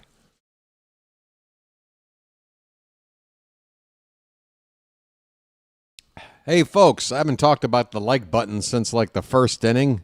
We're over 100, I'm assuming? No. This is why I have to do this. You guys see why I have to do this? It's not to annoy you. It's simply because People need reminding. We're all a bit absent-minded, aren't we? I know I am. Here's the deal. Take a look at that thumb status at the bottom of your screen. If you haven't tapped it to turn it bright white yet, please do. And let's get the likes up over triple digits. It's how we like to do things. Look at Jordan Westberg advertising what I think is the best giveaway yet. This is the first I'm seeing of it. A yacht rock cap. An Oriole yacht cap. I can dress like the spoiled kid from Caddyshack with my yacht cap. Somebody get me one of those. All right, here's Gunnar, folks, leading off the top of the fifth. He takes a called strike from Corbin. Gunnar, what you up to, man? You got a strikeout and a walk. You have to put the ball in play. His name's Gunnar, and he's dating my mom. That one bounces in there for a ball and a strike. Rhino! Rising Rhino, ladies and gentlemen. Another YouTube content creator, play-by-play call man. Check out his channel. It's easy to find. It's his name. It's that easy. Plus, his name just shows up without some crazy suffix. Hey, Janet's name is fixed now, too. Did the names get fixed? I just realized. Like Baxter's name looks normal now. Here's a shallow pop-up by Gunnar. Going to be caught out there by Seager, the shortstop, for the first out in the top of the fifth. It looks like... Well, see, it just happened. I'm looking right now at the live chat. Baxter Ray had a comment just a minute ago with an applause emoji. His name there is Baxter Ray 451 with an @ mention. Now, I scroll down and everybody's names look to be back to normal. It just happened right before our very eyes. Folks, we're back. I can recognize people now. All right, Gary Sanchez at the plate. Big hit his last time up. All 3 runs off of that swing. And here's a ball that's going to drop in for a hit. Adolis Garcia coming in on a fly ball from Sanchez to the opposite field. A little bit of a low-hanging soft liner that he went into a sliding catch, and he just absolutely made a meal out of this. A ball bounces out of his glove, and Sanchez will get credit for another hit. He's on with a single with 1 out. Release the Kraken.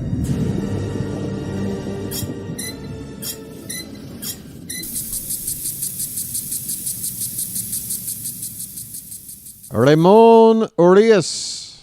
I have a brother.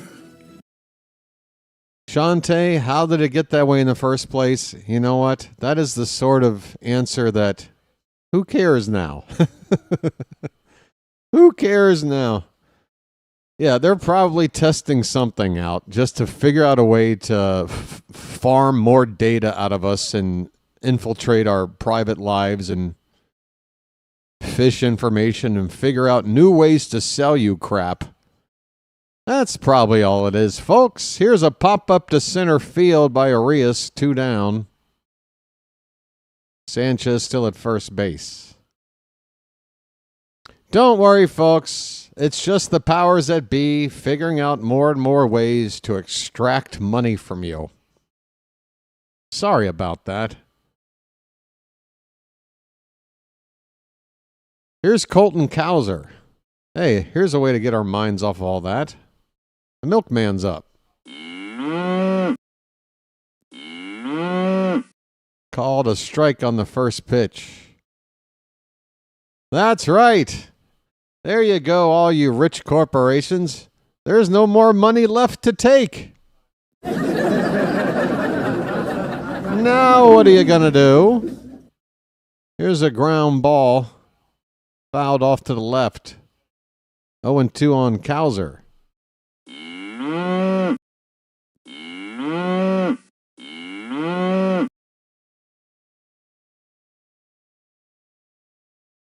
Just now starting to observe some of the fans, quote unquote, sitting directly behind home plate in these special seats that are kind of like bunker seats right on top of the action with a full bar setup.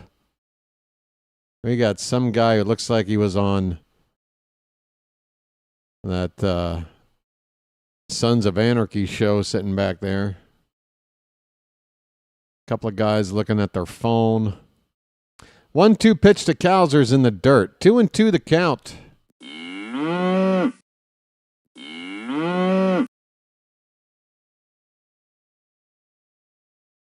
Groucho Marx apparently now managing the Rangers. Who the hell was that guy with the glasses just then? 2-2 on Cowser. Check swing on a pitch low. He did not go. Full count.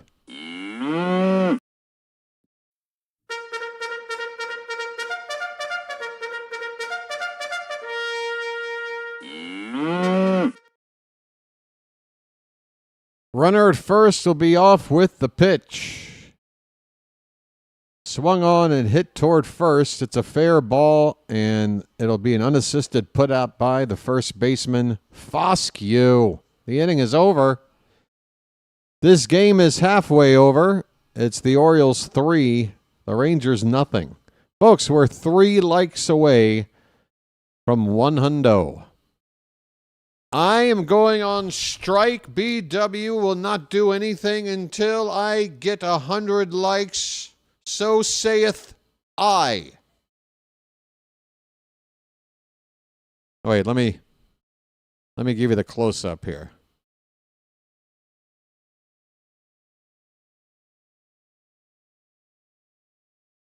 Okay, now we can stop. We got 100, folks. It's that easy. Message for you, son. And I want to thank you very much for that. I really do. I only pouted for like 4 seconds. It was just 4 seconds of pouting.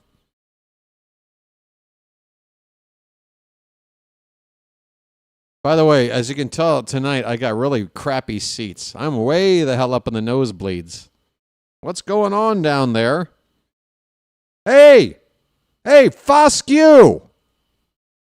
No, I'm talking to the first baseman. I just want to let him know, your shoe's untied. Foscue! Your shoe! Anybody got any binoculars here? Jesus Christ. Oh, my goodness. Oh, wait. Is that Melanie Newman's cans? Holy cow. What? Foscue. All right.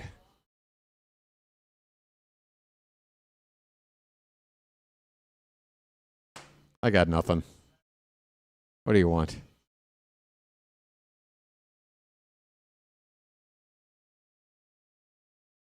All right.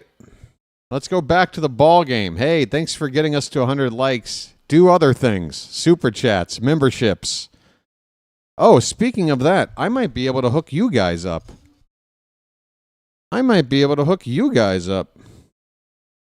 Because it's the first of the month over here, at least where I am. I don't know if this is going to have to wait till tomorrow, but maybe. Kyle Higashioka is up to hit. Leading off the bottom of the fifth, he takes ball 1. Next pitch is low. 2-0. Can I hook up my peeps today? No super chats yet, no memberships, no stickers, no nothing, but BW's ready to give. He's a giver. 3-0, the count on Higashioka, and there's a strike. Let's see here. Oh, yeah. No, I can't do it yet. Well, let me hit refresh. Maybe it might have to wait for tomorrow night. Here's a ball to left field, and Kowser's right there to make the catch. Fly ball out. 1 out in the 5th. Rogers keeps on trucking.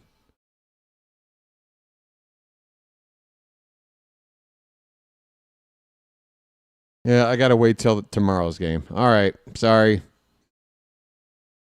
I thought maybe I could, since it's now July where I'm sitting, I thought maybe I had access, but I guess they're going by the date in the States. Here's a pop-up on the infield. Gunner's got it. 2 down.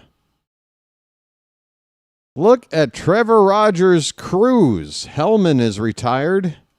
That's what you get with second-rate Mayo. You want the good stuff. Duke's. God, Duke's mayonnaise is so disgusting. I almost had to get my stomach pumped eating that mayonnaise once.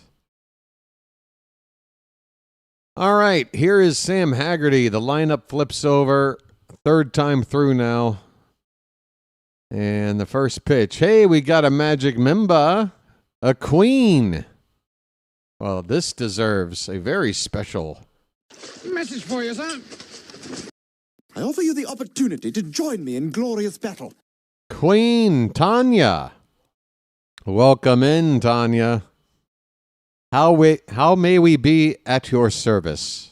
Thank you for joining up, and I like those binoculars. Nice binoculars. Very regal.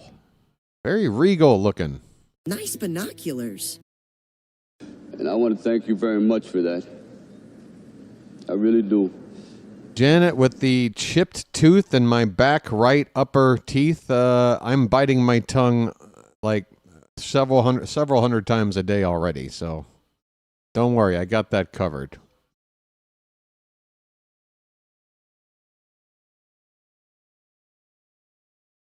Look at that, Queen Tanya already flexing some of those emojis as a new Magic member. Here's a swing and a miss by Haggerty.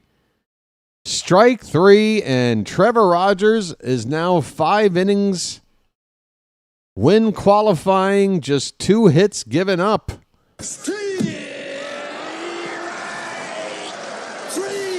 Well, y'all come back now, you hear? Not to mention, that looked like the least amount of pitches he's had to throw in any inning so far. So, yeah, he's now on 79 pitches through 5. We were worried he'd be on 100 at this point, based on how the first 3 innings went, 60 pitches. But it's basically been about 10 an inning for the last 2. Which affords Rogers a chance to go out there and pitch the 6th. 79 pitches. Fantastic. He is not given, how many in a row? 2 hits and 2 walks. It's been that way for a while now. He is retired, I don't know how many in a row. If somebody knows the number, feel free to share it, but it's got to be up there. Like 1 trip through the order at least without giving up anything. I'm thinking. Trevor Rogers, folks, and this makes 3 starts out of 4 on the season where not only has he been effective, he's been pretty much lights out. Pretty much lights out. I mean, this is kind of a big deal. This is kind of a big deal. Lorgnettes. Now, in Lorgnettes, those binoculars that are just basically on a little stick like you see at the opera. Is that what those are? I mean, they're binoculars on a stick. What do you want? It's like a selfie stick. She could just get a selfie stick and make one of those. If she's a queen. She could do what she wants. That's the beauty of it. All right. We're in the top of the 6th, bottom of the order, due up for Baltimore. Kobe Mayo looks at strike 1. Just get it all on there. Just spread it out. The Queen prefers opera glasses, everyone. Please accommodate the Queen. God save her. Harumph, harumph. Yes, yes. 1-1 the count on Mayo. Corbin's on 100 pitches right now. And that one is up and away, not close. So Corbin's going to continue to go. He's had to throw at least 15 pitches in every inning so far. Cut and a miss by Mayo. And the count even up at 2-2. Just get it all on there. Just spread it out. Oh, there's not just one queen, Soren, so maybe the Sex Pistols were talking about another queen. Or are you talking about the anthem?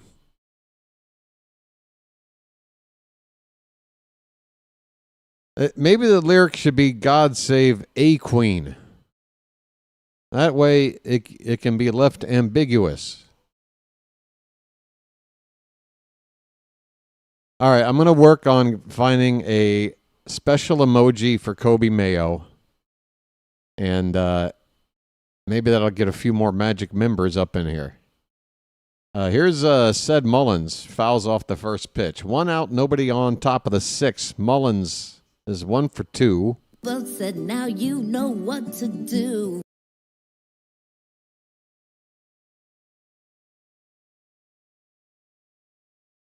Corbin's 0-1 offering. That one's outside.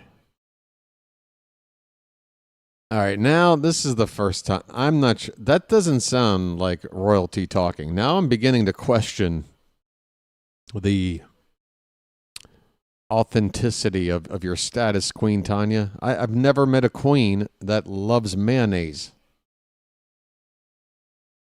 I've heard of caviar. I've heard of, maybe a nice risotto or I don't know. Mayonnaise? Here's a ground ball to first base. Foscue. Well, make an unassisted put out at the bag for the second out. Hey, folks.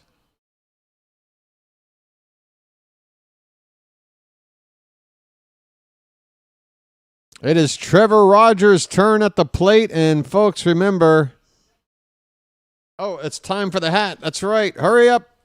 He takes a first pitch strike. Hurry up, hurry up. This is the moment. This is it.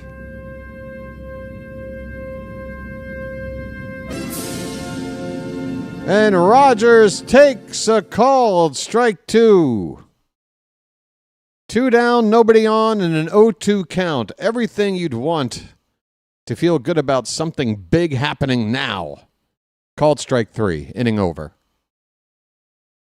All right, and that'll do it for the hat. We go to the bottom of the 6th. 3-0 Baltimore. Baltimore, you are seeing history being made today. I don't know. I think the hat's going to... This is a first. The hat is going to go back and rest for a minute. He just wanted to see Rogers hit, that's all. Just a little cameo appearance. I'm sure he'll be back. Oh, Matt, it's a long story. Basically, we've got like 75 hurt catchers, and this time we didn't really have an option. We had Gary Sanchez was a DH when Chadwick Trump doing the catching got injured. Sanchez moves to catcher. That means the DH spot is lost. It becomes the pitcher spot. So Gary catching in the cleanup spot now. And the catching spot moves to the number 9 hitter, which was, or the pitcher spot, number 9 hitter. Yeah. I need a lucky. I'll be right back. I just realized something is amiss. And now I know what it is. Hey, have I done the 2-hour mark refresh? Have I done the 2-hour mark refresh yet? I better get that done too.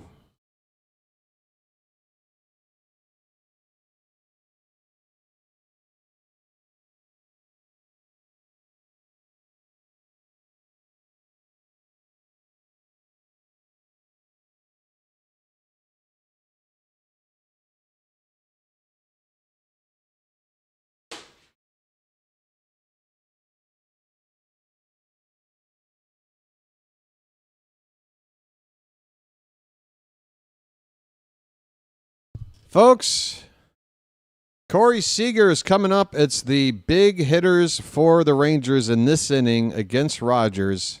Let's see how this inning goes. First pitch is a little bit inside for ball one. Seager, Simeon, and Adolis Garcia. 3 All-Stars. Fouled back. 1 ball, 1 strike.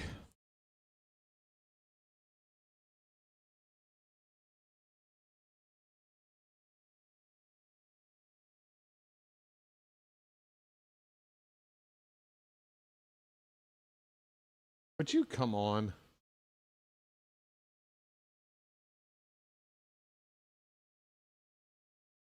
One ball and 2 strikes on Seager.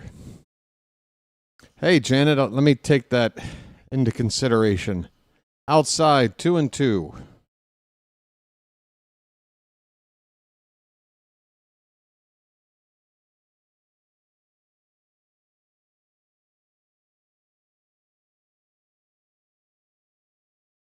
Full count now.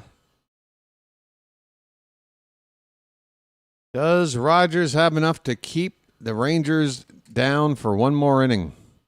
Payoff pitch. Oh, that wasn't good. That's a little concerning.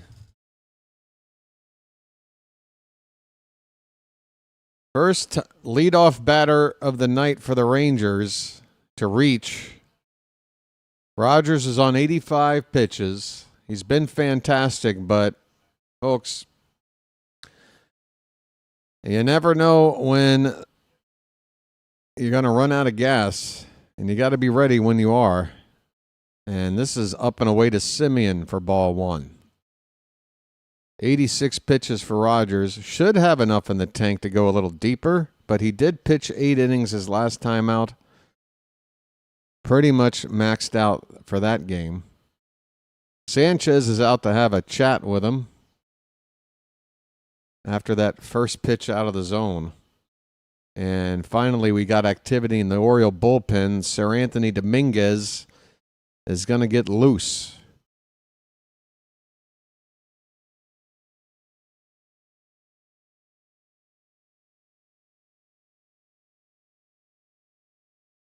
Simeon has walked both times up tonight.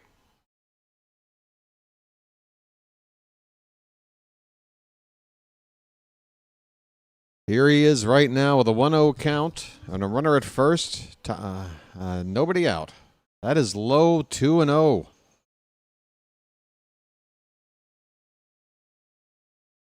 Things are getting concerning for Rogers, despite the fact that he's pitching a shutout here, and you just can see something ain't quite the same. And Simeon just drills one to left. That ball's going to hit the second deck for a 2-run shot. You could see it. I mean, I could anyway. BW had a sense, and unfortunately that sense turned out to be pretty spot on. 3-2 now the score on a 2-run bomb from Simeon. No doubter to the second deck in left field.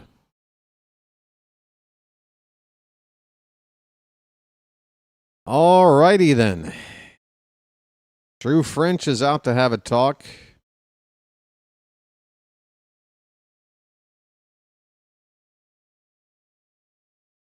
Charm City chat has gone dead quiet.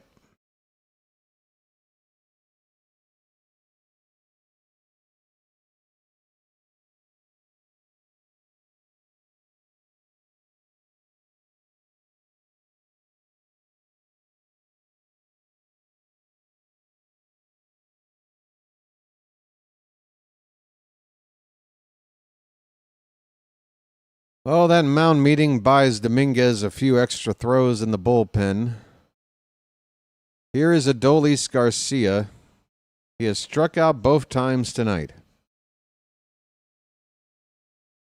Bases are empty, but now it's just a one-run ball game. And the first pitch is low.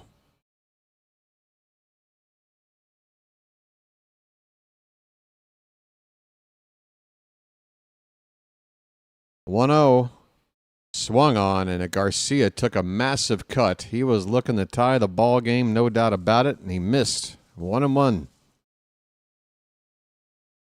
Rogers at 90 pitches. Hit on the ground.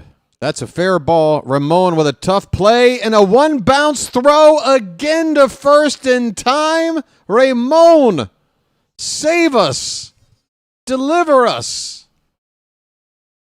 Rangers have picked up the phone probably because they just can't believe Arias is doing what he's doing over there. Ramon with a fine play. Look at that. He makes it look so easy.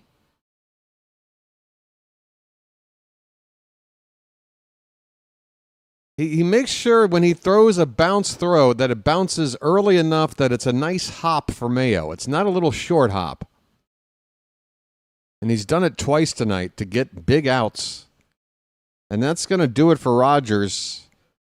Switch hitting catcher who's DHing tonight, Jonah Heim, is due up next. And Dominguez is coming out in relief. So Mancelino knew Rogers was done. Unfortunately, we couldn't get him out of the ball game before the big blow. But we still have a lead, and Rogers can still be in line for a win if we hang on. He can't lose the ball game. Nobody on base. No inherited runners. Up to the bullpen now to hold the line and close the door. Bell Atlantic call to the bullpen. Whoops. Hey, everybody, we're all going to get late. Sorry. That's a different phone call.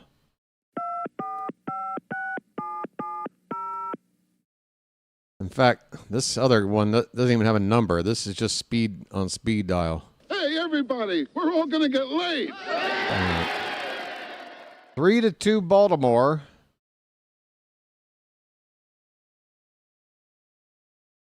A 2.05 ERA for Rogers through 4 starts. Maybe somebody out there, Matt, knew at the same time. I don't think anybody knew sooner.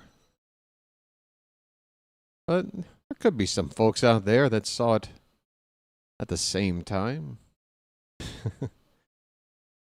It's like being the number one fan. I can't say I'm the number one Orioles fan, but I'm tied with whoever it might be. I'd like to think. I hope. So 2 runs, both earned, and 5 1/3 on 3 hits and 3 walks. 5 strikeouts for Rogers.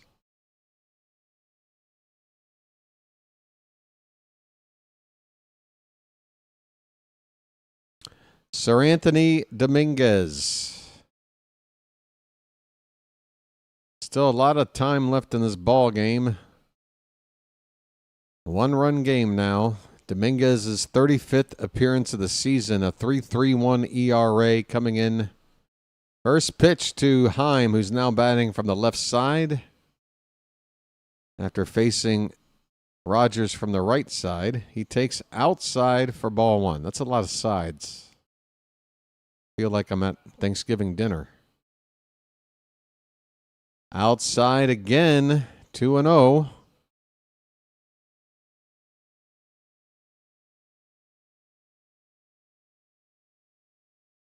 Oh, yeah, Matt, before Mancelino. I'll give you that credit, yeah. I seem to beat both Hyde and Mancelino to the punch when it comes to making a pitching change. 2-1 on Heim. That's a called strike, and that is a very nice call for us. Borderline on the outside. Could have been 3-1. Instead, it's 2-2.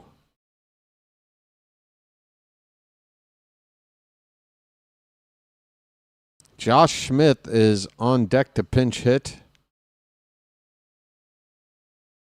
2-2 is low. You can see it out of the hand, so Heim doesn't even offer at it. It's a full count.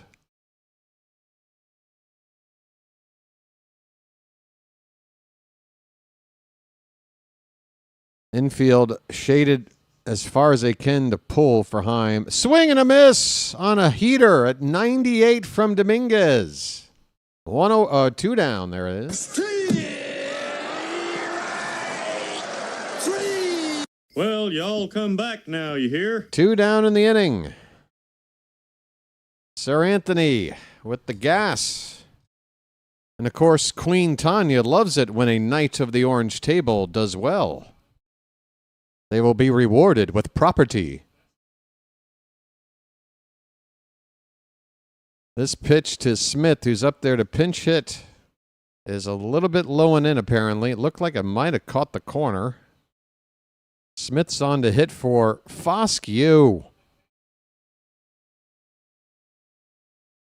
Hit on the ground, right to first base, and Mayo would take it to the bag himself, and we get out of the inning with the lead still intact. Trevor Rogers comes out to start the 6th inning, and unfortunately, 5 innings was all he really had in him, because he gave up a couple of big hits, including a 2-run bomb from Marcus Semien.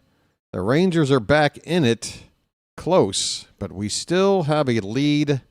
Rogers is in line still for the victory. 3 innings to go with Foscue out of the ball game now. That's no fun. I can't have fun with that name for the rest of the night.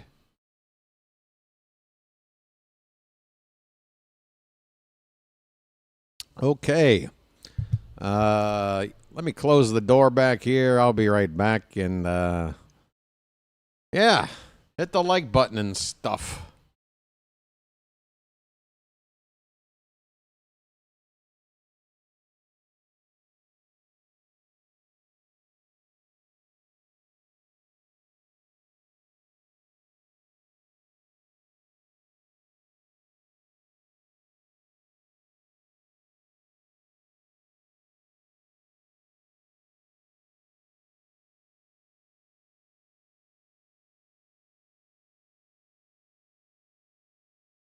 JJ has a redirect. I better hurry up and sit down and start talking so people know that there's a person here. Hello, and welcome to Orioles versus Rangers. My name's BW. That's short for the BirdWatcher. This is the Orioles BirdWatcher Channel. Thanks for the redirect, JJ. If you're a Philly fan and you don't give a damn about Baltimore, it's understandable, but come on. Help out the channel, hit the like button, and think about subscribing. It's free. Me and JJ try to help build each other's channels up. He's got me dead to rights. He's been doing it longer, and he's damn good at it. I'm trying to get to 3,000 here by the All-Star break. So consider subscribing, as we have Jackson Holiday leading off the top of the 7th, and he looks at ball 1. I'm sorry, call that strike 1. Holiday is 1 for 3. Swing and a miss. Count even up at a ball and a strike. Sports Roustabout. How you been?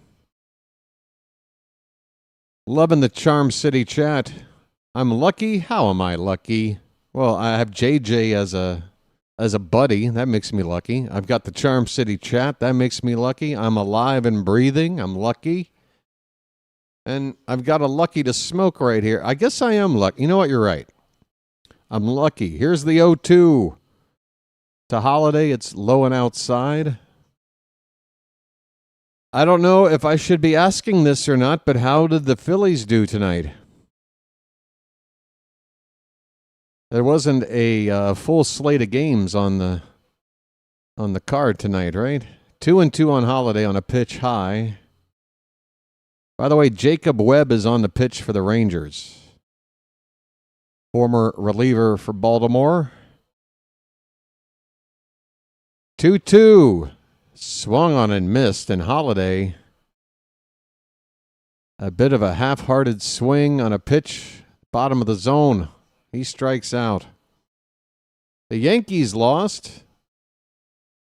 They shut out our former third base. You talking about Machado? Man, Machado hasn't been around for so long. We've had like 8 third basemen since him.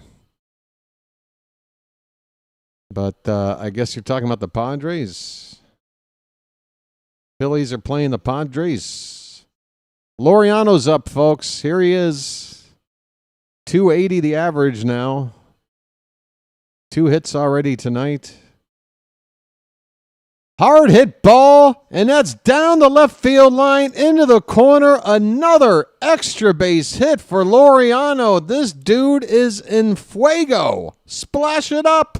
Splish, splash, I was taking a bath. I mean, I want Laureano batting somewhere second, fourth, somewhere ahead or behind Gunnar. Laureano doing it all right now. 12th double of the season. 103 off the bat. Here is Gunnar now. Runner in scoring position, 1 out. His name's Gunnar, and he's dating my mom. He takes a pitch, a breaking ball outside, ball 1.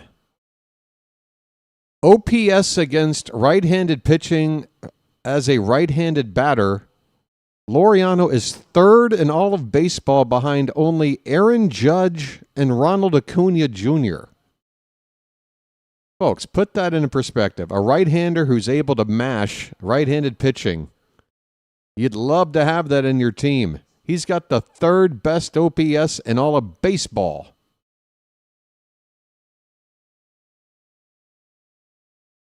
Two to Gunnar is a strike called, and that was borderline. Gunnar with a long stare at the ump.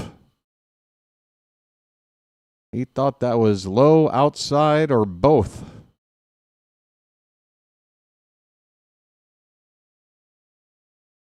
The 2-1 from Webb.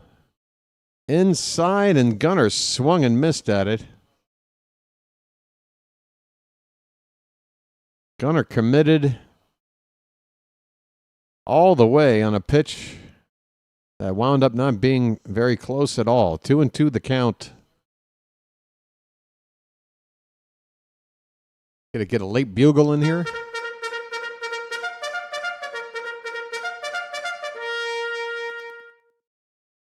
Two balls, 2 strikes. The pitch. Breaking ball comes back over the outside edge for a called strike 3, and Gunnar was already not liking how that at-bat was going. He's going to have nightmares. This backdoor breaking ball to ring him up. I mean, that's probably an inch or 2 outside, and he has to walk back to the dugout. Gary Sanchez. His swing, first time up, has accounted for all 3 of the Oriole runs. I'm sorry, it was his second time up in the 3rd inning. A 3-run double. 2 down, runner at second. 0-1 pitch to him is low.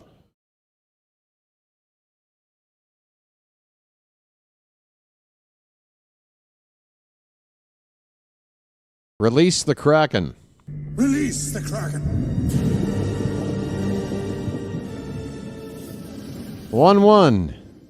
Low. 2-1. Come on, folks.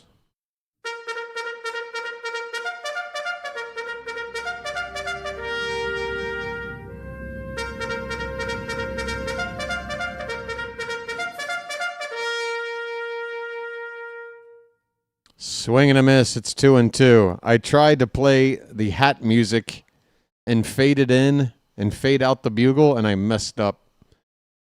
But I got the hat back. We got a 2-2 count.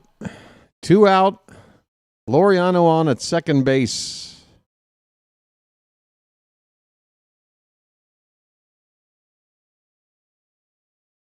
The 2-2 to Sanchez is fouled back. A fastball from Webb. We'll do it again.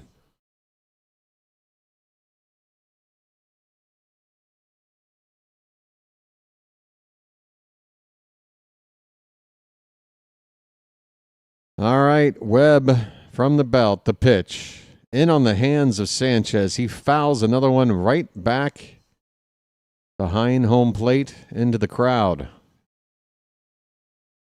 Let's go.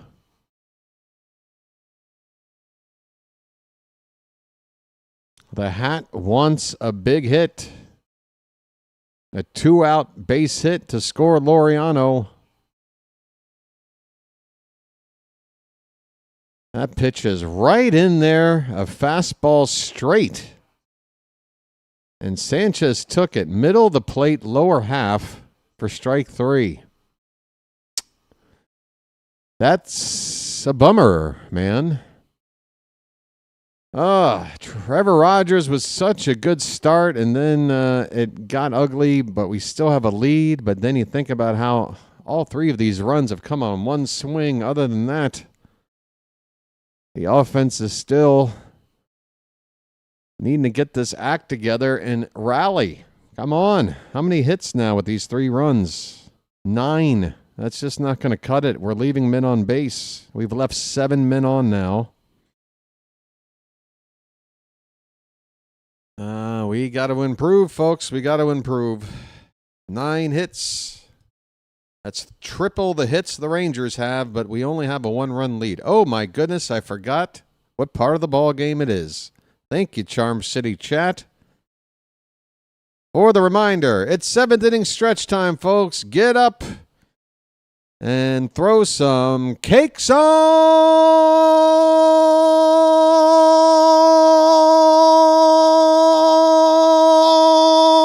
the griddle. Get them cakes up in the chat, folks.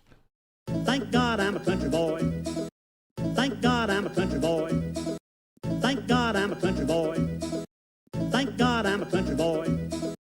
That's right. All you country boys and girls out there. It's all right to be a little bit country. Maybe not all country, but at least a little bit, right? Thank God I'm a country boy. Thank God I'm a country boy. Don't get all like Deliverance on us, but Thank God I'm a country boy. Thank God I'm a country boy. like if you're going to bring a banjo, just, Thank God I'm a country boy. leave Ned Beatty at home, all right? Thank God I'm a country boy. Thank God I'm a country boy. Folks, stay tuned for this and other 50-year-old movie references. I've got plenty. BW is really hitting that young audience demographic. Nobody under the age of 40 has any idea what the hell I'm talking about. All right.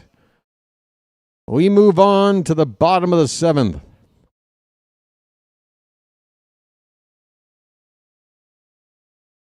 Dominguez is still out there. First pitch to Josh Young is inside for ball 1. That's right, folks. Everybody's real name is back. A couple of days, we were all wondering what the hell was going on. There's a strike. A front door sweeper from Dominguez. Josh Young is 0 for 2. Bottom of the order coming up here for the Rangers. Fouled back. 1 ball, 2 strikes.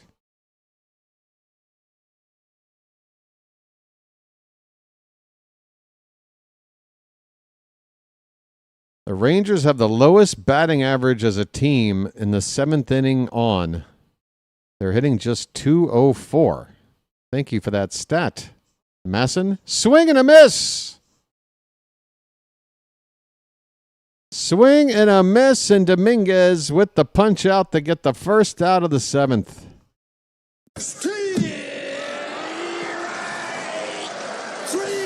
Well, y'all come back now, you hear? All right. Matt was born in 2000. Matt, do you have any idea what I was talking about when I was mentioning banjos and Ned Beatty and Any of that? Anything? 0-1 on Higashioka. He's 1 for 2. Next pitch is low. 1-1 the count.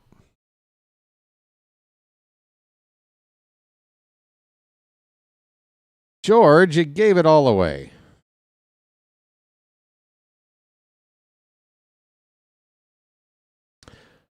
Called a strike on the inside edge. I like to have some inside jokes that only a handful of people get.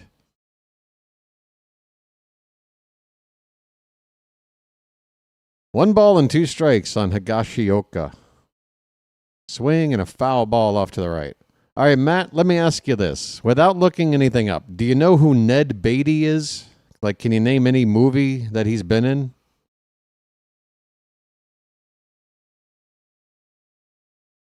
Because there was a run there for about 20 years where Ned Beatty was in, like, everything. Anything you can think of. Superman. I don't know, you name it. All over the place. Tiffany has no idea.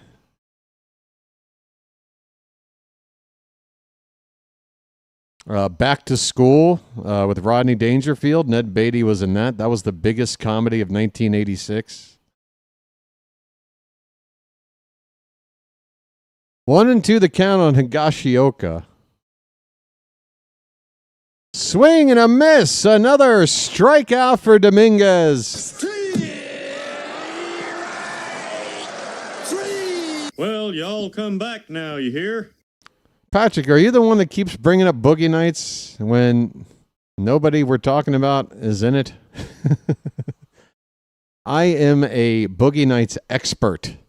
I've seen that movie so many times. There's no Ned Beatty. I saw the movie in the theater like 8 times. Now, it helped the fact that I was a projectionist with a job working there at the time. But I still sat there and watched it in the theater 8 times. I love that movie. I love a movie with just a great opening that just hooks you in and just gets you absorbed into whatever world this story is trying to tell you.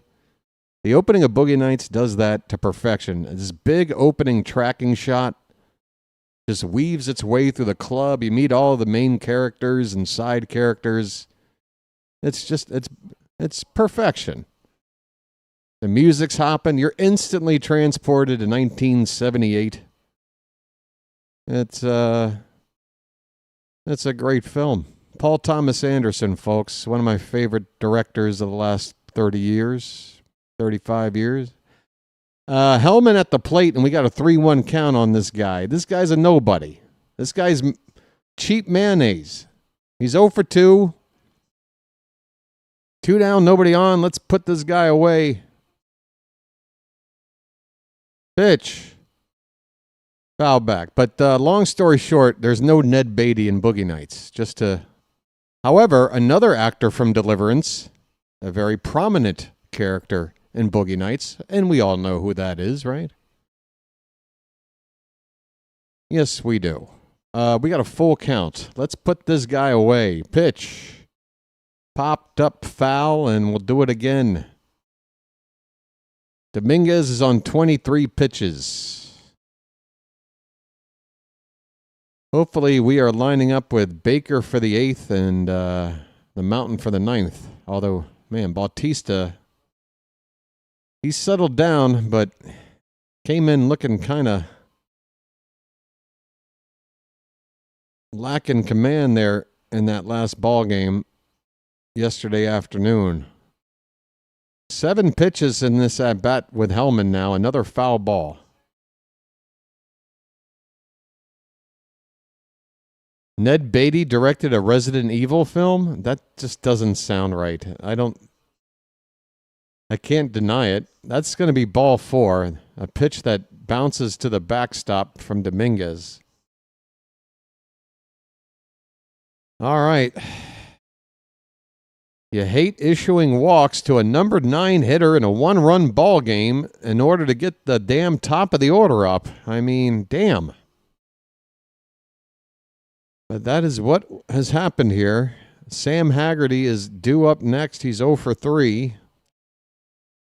This will probably be the last batter Dominguez faces with the left-handed Seager due up next. Is Soto getting loose or Aiken?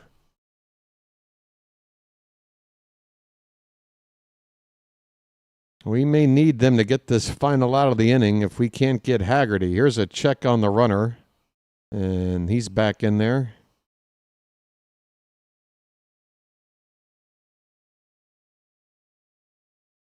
Yeah, well, Deliverance came out, what, like 74, 75? And Boogie Nights was like 97, 98. There goes the runner. It bounces off of the runner into center field. He's going to get all the way to third base. He's going to try to score. Here comes the throw home. He is going to be safe. The ball squirts away. Sanchez can't hold on to the ball. Just a stolen base attempt from first, and now he's the tying run crossing the plate. He just kept running and said, I want to test the play at the plate, and we blew it.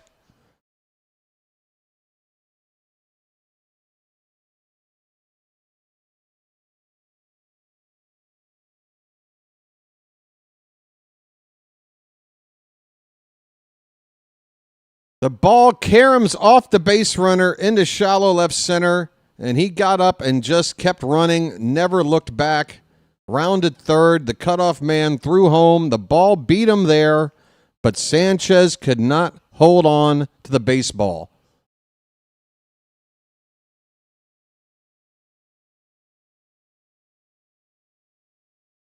Tie ball game. Rogers cannot win it.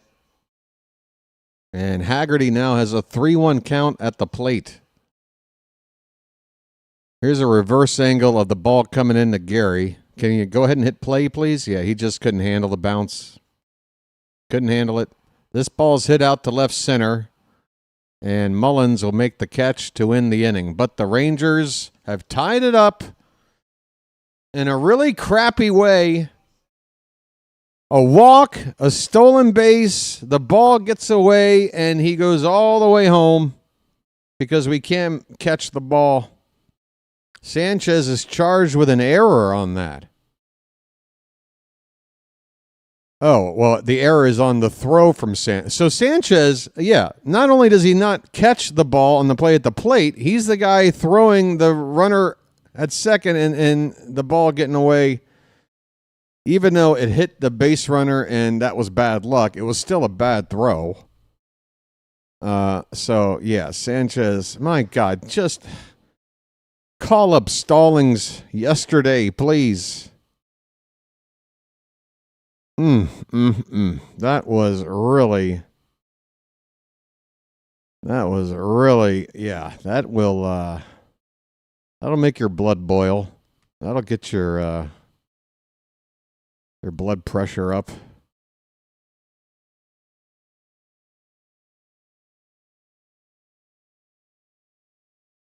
Hang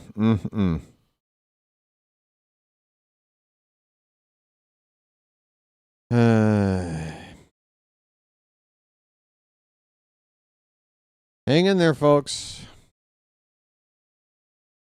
I know you want to feel bad, but let's wait for bad if the result is bad. It's still a tie ball game. We've got to win this game.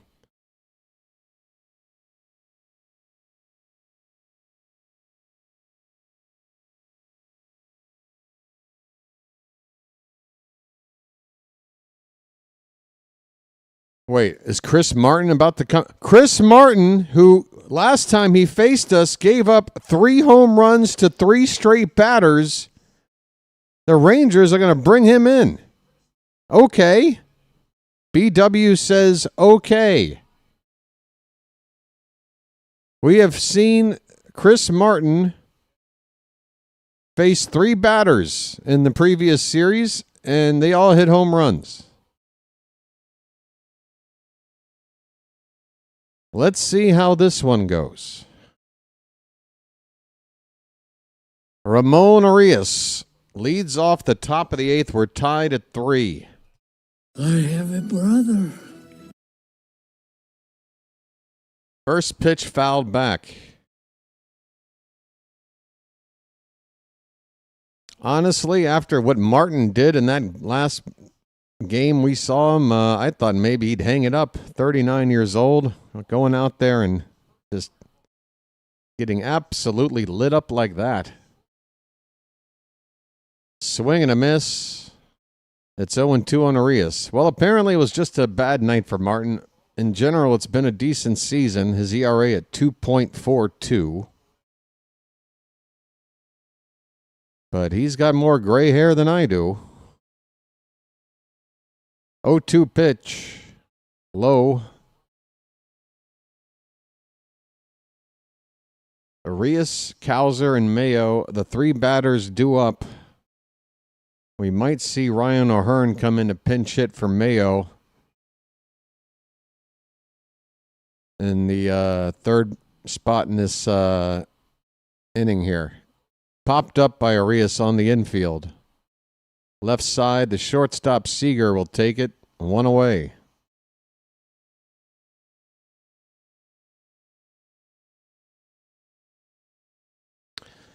Here comes the milkman. Folks, you know Cowser's got a swing that could give us the lead right back, right?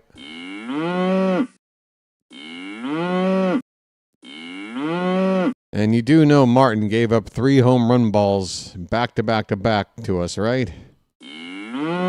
Come on. Fouled away on the first pitch. 0-1 on the milkman. Ryan O'Hearn is on the on-deck circle. Just like BW told you. There he is.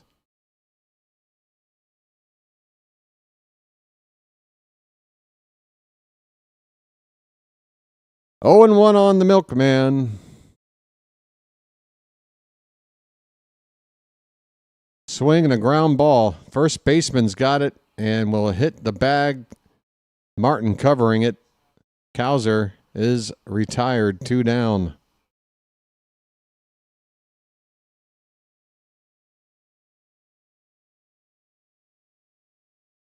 That's Josh Smith now over at first base, taking over for Foscue. Here's Ryan O'Hearn up to hit for Kobe Mayo, folks. 2 down, nobody on, top of the 8th. And O'Hearn was one of those 3 batters that took Martin deep. Lights on. Let's turn and burn.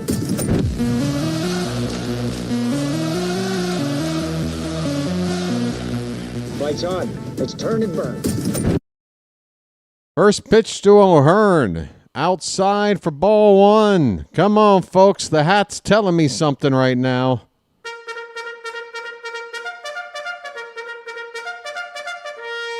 The hat is talking.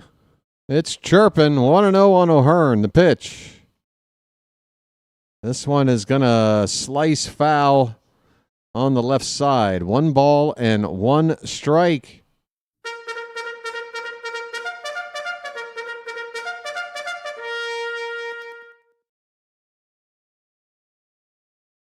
O'Hearn has had decent numbers pinch hitting. With 2 down, you really want to just swing for the fences here. He hits one into right field. We'll take a single. We'll take a 2-out single from Ryan O'Hearn.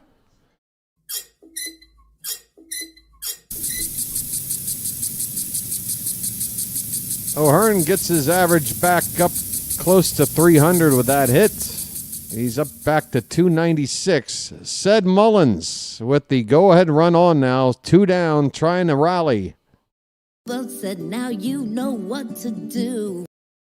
Mullins 1 for 3. Swings at the first pitch and fouls it back. A single back in the second. Since then, he's flown out to center and... what is 3U? I'm not even sure what that means on a box score. Oh, 3 unassisted. Unassisted ground ball to first baseman. 0-1 on Mullins. Oh, That ball's hit right to third, and that'll end the inning. Mullins grounds out. Martin pitches a scoreless top of the 8th. We go to the bottom of the 8th. Brian Baker is coming out of the bullpen for us. He's pretty much our setup man, and he's going to pitch the 8th inning in a tie score here. Going to the bullpen for our third pitcher, second reliever of the night, Brian Baker. Let's hope he's got his best tonight. When he does, he's pretty much unhittable when he's going good. Need to keep this game tied. Hopefully get a lead before extras. Man, I don't want to get into another ghost runner situation. We've out-hit the Rangers 10-3. Oh, it's so frustrating. Would you guys like to hear what it's like to be a Yankee fan? Here you go. There's the 1-2.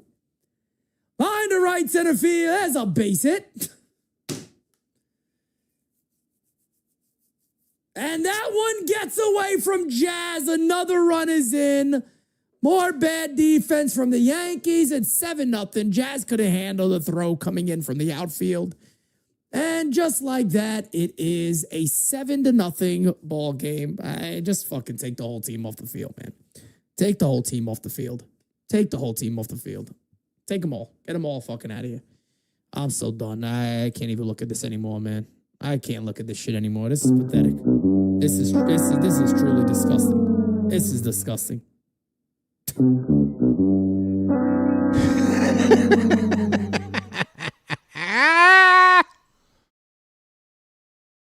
All right.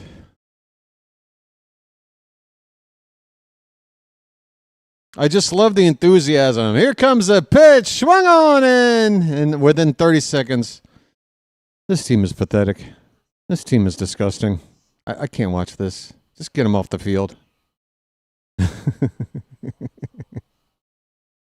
Corey Seager gets a first pitch strike from Brian Baker. We are underway in the bottom of the 8th, tied at 3. Swing and a miss. Change up. Couple inches off the plate, and he got Seager to go after it. It's 0-2.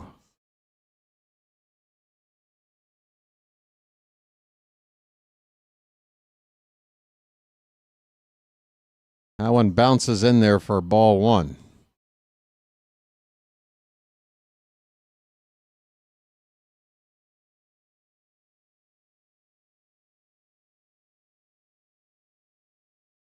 One and 2 on Seager. Baker with those high socks and a high fastball for a swing and a miss.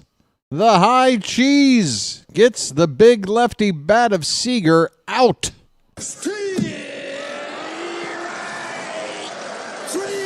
Well, y'all come back now, you hear? There's the 1-2. Behind the right center field, there's a base hit. I love this slam. You can hear him slamming his hand on the table. That one gets away from Jazz. Another run is... Oh, crap. I got to stop. Simeon on the first pitch just hit a worm burner in the left field for a base hit. A low liner hit hard in the left. 105 off the bat. The Rangers have the would-be go-ahead run on base with 1 out. And Adolis Garcia coming up to hit now. He's been kept quiet so far tonight. 0 for 3. First pitch from Baker. Cut on and missed. 96 with the heat. In on the hands of Garcia.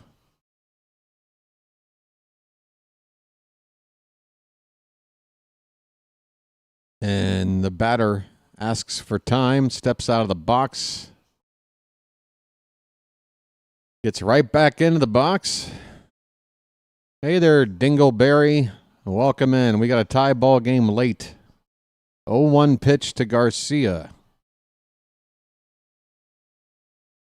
And that one gets away. It'll allow the go-ahead run to second base. It takes the conventional double play out of order, and Sanchez can't stop another ball from getting away.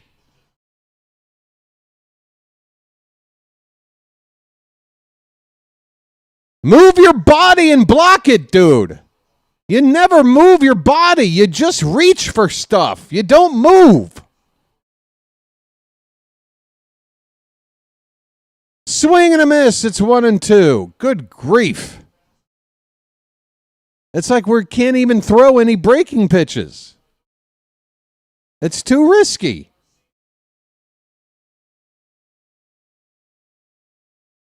One and two on Garcia. Pitch. That one's hit up the middle. It's a backhanded stop by Holiday, but all he can do is keep it on the infield. It'll keep Simeon from rounding third.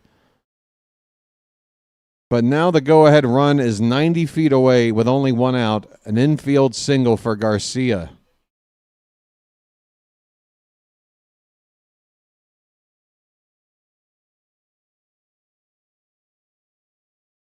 Credit to Holiday for keeping it on the infield, or else this would be a Rangers lead already. Jonah Heim is due up, and not a bad double play candidate here. Not a bad double play candidate here. Drew French is out to have a talk. I mean, talk to Sanchez. Baker's fine. Talk to Sanchez.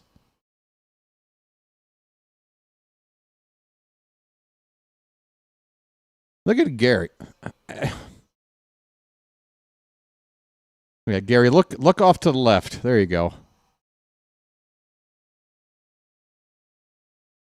Gary, you're killing me, buddy. The bat is helping. But man, when you cancel it out with the glove work, it's killing me, man. All right, mound meeting is over. Jonah Heim will hit. Struck out his last time up. He struck out twice tonight. He's 0 for 3. The go-ahead run, Simeon at third base, Garcia at first. One away. Here we go. Baker's first pitch is in there for a strike. 97 on the fastball. Why is the scoreboard all wonky looking over here? I don't know what happened. Let me try and quickly fix that.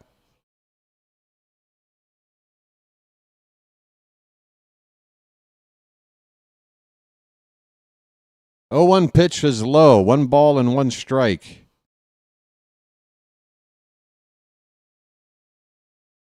Okay. 1 ball, 1 strike. 1 out. The pitch from Baker. In on the hands and popped up. Is it playable? Third base side, no. It is strike 2, though. A plate visit? Did I say that? Did I say something stupid? I'm sorry.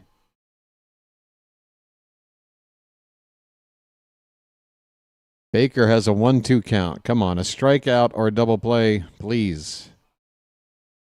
Here comes the pitch. Popped foul. I say popped. That ball traveled some distance, but it was always slicing foul and out of play. 1 ball, 2 strikes still.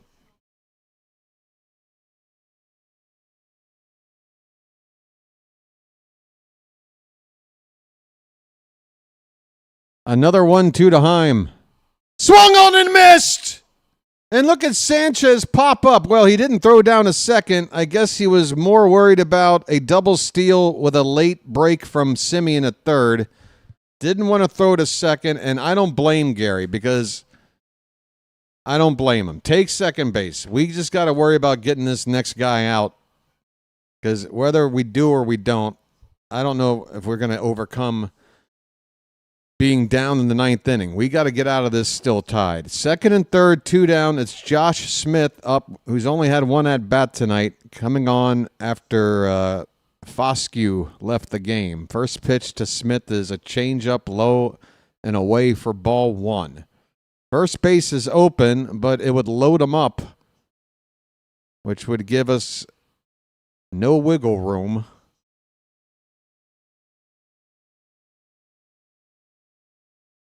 But you might want to consider pitching around him. Right now, it looks like Baker may be, as that changeup is low. It's 2-0. The right-hander, Josh Young, 0 for 3, and a couple of strikeouts is on deck. 2-0. That one breaks over from outside over the plate. A strike. 2-1. Let's see. Baker, just be smart, buddy. Be smart, man. Whatever you do. Come on, give us that call. Yes, top of the zone. Count even up at 2-2. We are one strike away from keeping this game tied, folks. Come on, buddy. 2-2 pitch to Smith. Popped up. It's going to be out of play.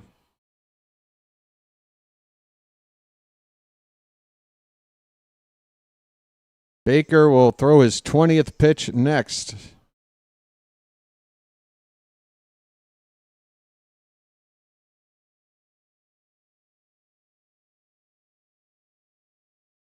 Another 2-2 to Smith.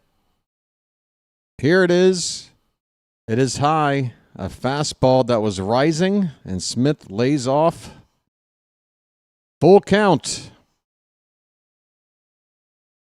You don't necessarily have to give in. Try to hit a corner. If you walk them, it's not the end of the world. Oh, what a beautiful backdoor slider taken for a called strike 3. Sit down.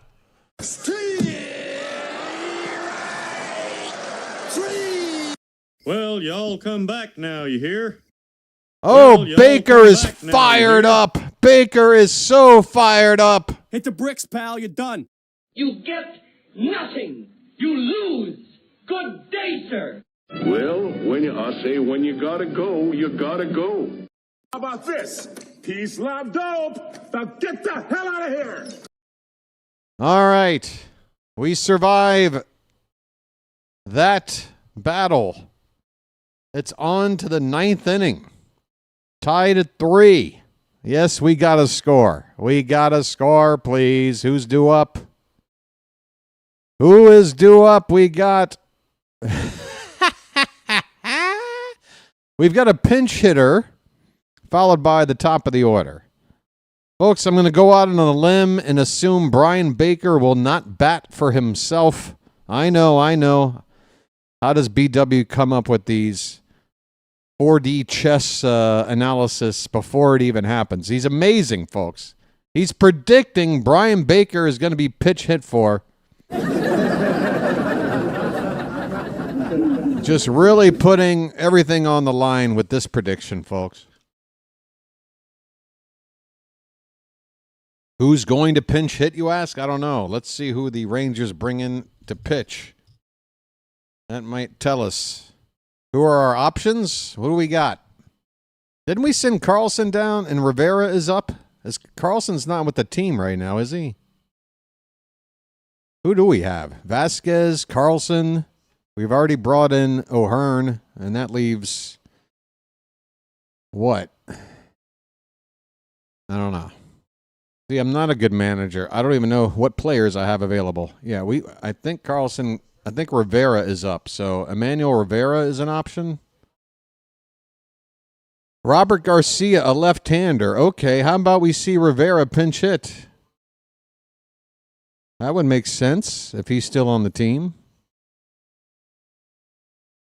A lefty Garcia, 2.78 ERA, 32 1/3 innings, is on the pitch. Holiday second up, and Gunnar, if anybody gets on in the inning, fourth up. So he's really on for those two batters. And look who's coming up, folks. BW makes another precise call. It's Emmanuel Rivera up to pinch hit.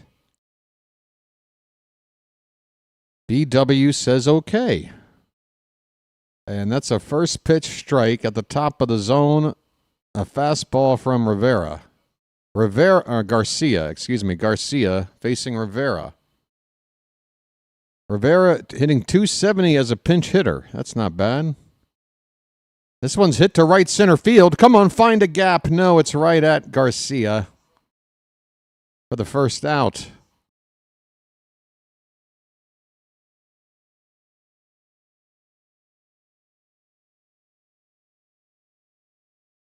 Jackson Holiday is coming up next. Bautista, the Mountain, is getting loose in the pen.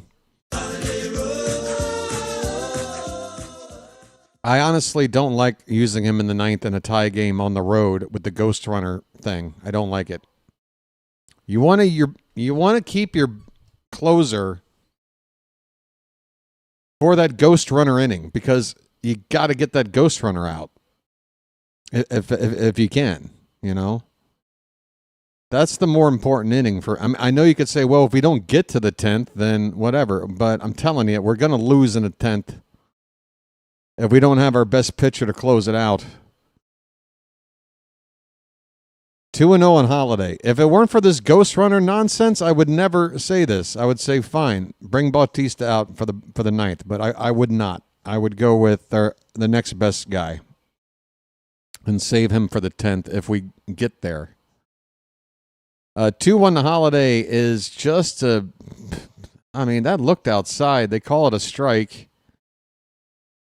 And, I don't think it was. 2-2 on Holiday. 1 out, bases empty in the top of the ninth. Tied at 3.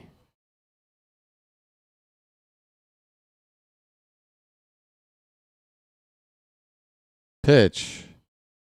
Oh, that's a tough called strike 3. Right on the outside black. Holiday goes down looking. 2 away in the ninth. All right, folks. Well, we got the guy you want up. If he's going to go up there and one swing this thing back in our favor before we get to the bottom of the ninth, it's Ramon Laureano. Righty on lefty. Come on, Ramon. First pitch is called a strike. Blue, that's low. How many blown calls have you had lately? Why don't you wake up and smell what you shoveling? I've been pretty nice to you, but that's one too many, man. 0-1 on Laureano. Swing and a miss, 0-2. Somebody grab that up and hold him down. Hold him down. George, you got the B bag? Hold him down. Grab him by the legs. Oh, no, not the bees! Not the bees! Ah! Oh, my eyes! My eyes! Ah! Yeah, that's right. It hurts, doesn't it? 0-2 pitch. That one almost hit Laureano. In fact, he kind of paused for a moment as if to ask the ump, did that hit me? I think the ump is going to say, well, if you're asking me, I'm going to say no. 1-2. Garcia's next pitch. Swing and a miss, and Ramon chased a bad one. That's his worst swing of the night. The inning is over. We are going to the bottom of the ninth on the road, tied. And the only way we can win is to get to extra innings now. It looks like they're calling on the Mountain, folks. Mountain, this is what it's all about. Call to the bullpen.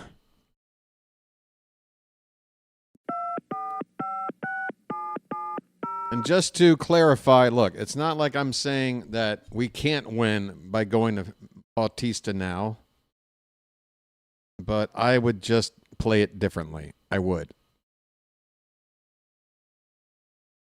It's a lot easier to get through an inning without giving up a run when there's nobody on base. But once you get ghost runners in there, you want your best arms out there to try to prevent that cheap ghost run from getting in. And then you win if you get yours ghost runner in. Plus, it's a save situation on the road. You score in the top half, and then you bring in a closer in a save situation. I would just play this different, you know. Baker had already thrown over 20 pitches, so he was done. We only used, other than Baker, we've used Dominguez. That's it. We've got some arms out there.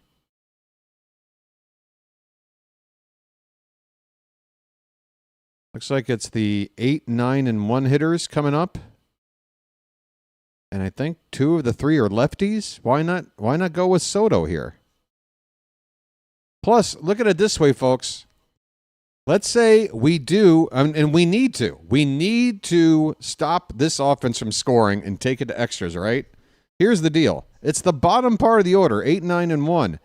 So if we get to extras, which we need to do, it'll then be in the bottom of the 10th, Corey Seager, Marcus Semien, and Adolis Garcia. Now, wouldn't you want Bautista to face those guys? Again, that's me, folks. That's me. I would be doing a different move here. I would probably go to Soto for this inning. But Bautista's out there, so let's cross our fingers. What do I know? I'm not a manager. Here's Josh Young. It's an 0 for 3 night for him so far. The first pitch is outside for ball 1.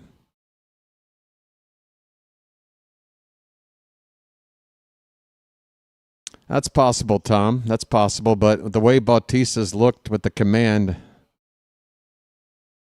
I don't know if we're going to get quick outs. There's a swing and a miss. 1 ball, 1 strike. But here's the deal, Tiffany. We're going to have to go to somebody in the 10th. Again, we have to go to extras, right? So who is going to pitch the bottom of the 10th? You could have had Bautista. Now it's going to have to be Soto or Kittredge. You know, there's options. I just think we should have used that option now. You know, you would hope they keep the Rangers from walking it off. I do it differently at home, too. This also is different if it's at home. It's different if there's no ghost runner involved. Everything is all situational, folks. This is just a very specific situation, and I got my reasons. 1 and 2, the count on Young.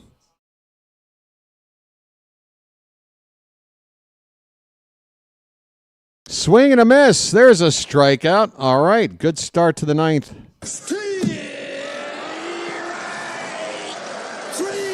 Well, y'all come back now, you hear? So it's 7, 8, and 9 due up. Sorry, I thought it was 8, 9, and 1. It is the very bottom of the order due up here. So it's actually 2 righties. All right, so you know what? That actually does kind of tip the balance a little bit back toward. But then I probably would have gone with Kittredge here. Now knowing that it's more righties than lefties due up, I would have gone with Kittredge. I still... It's just an opinion. Whatever. Let's move on. Let's just do this. It's 1-0 in Higashioka. 1 out, nobody on. And a pitch up and in. He started to swing, stopped. It's 2-0. A right-hander, Armstrong. This guy used to pitch for Baltimore a ways back. 2-0 the count. That's high. It's 3-0.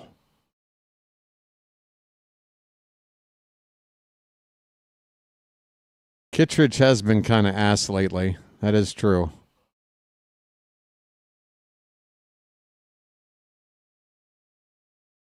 .30 pitch. There's a strike.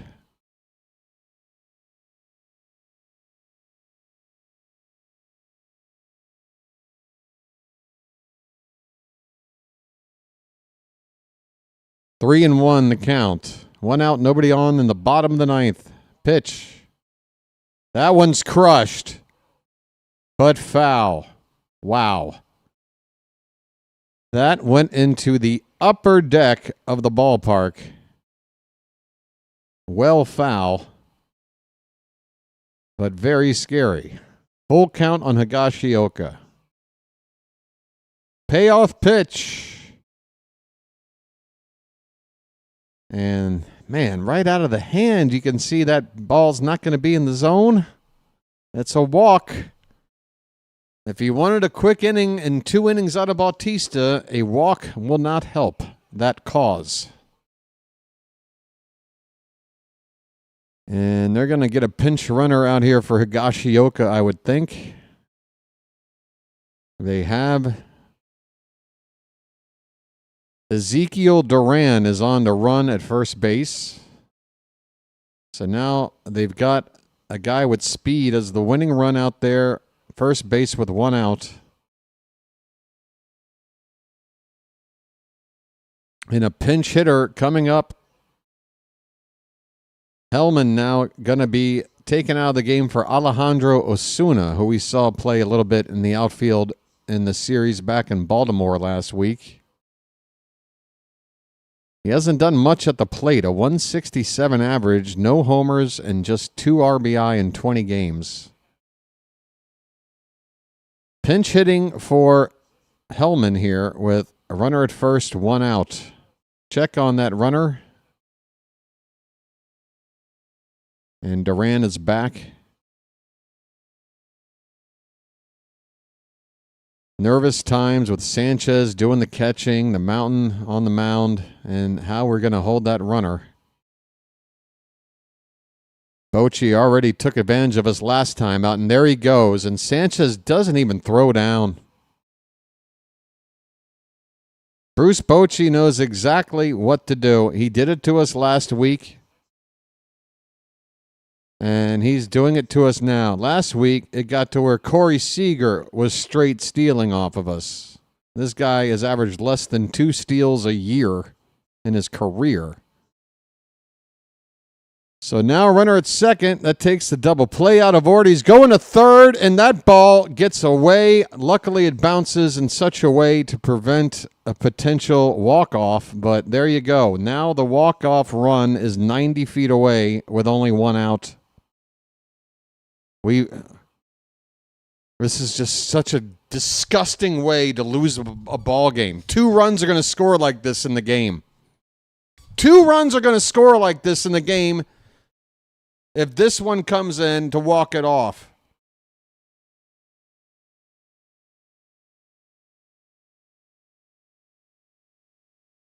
One and one on Osuna. Pitch. Swing and a miss. We need a strikeout. 1-2 the count.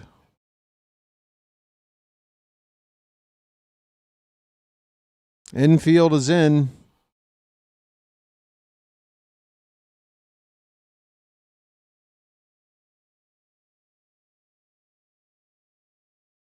One and two on Osuna. And the pitch from Bautista. He's holding it a long time. Here it comes.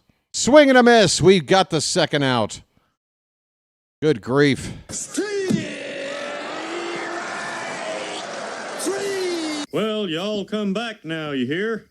If I ever see Tony Mansolino clap like a seal again like that, I'm going to club him like a baby seal. Good grief. Here is Sam Haggerty. 2 down, runner at third. First pitch is up and away for ball 1.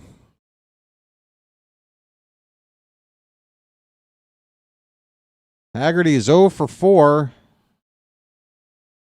We need him to be 0 for 5. The 1-0. Swing and a miss. 99 at the top of the zone from the mountain, folks. Trying to get to extra innings. Free baseball. Who wants it? I know I do. 1-1 pitch. Hit on the ground. Holiday at second. Over to first in time, and we are going to extras, folks.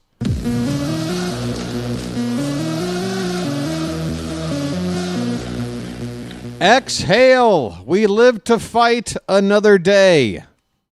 Good grief. Where's the Tylenol? Looks like Armstrong is going to come out to pitch for the Rangers in the 10th. Man, oh, Shevitz.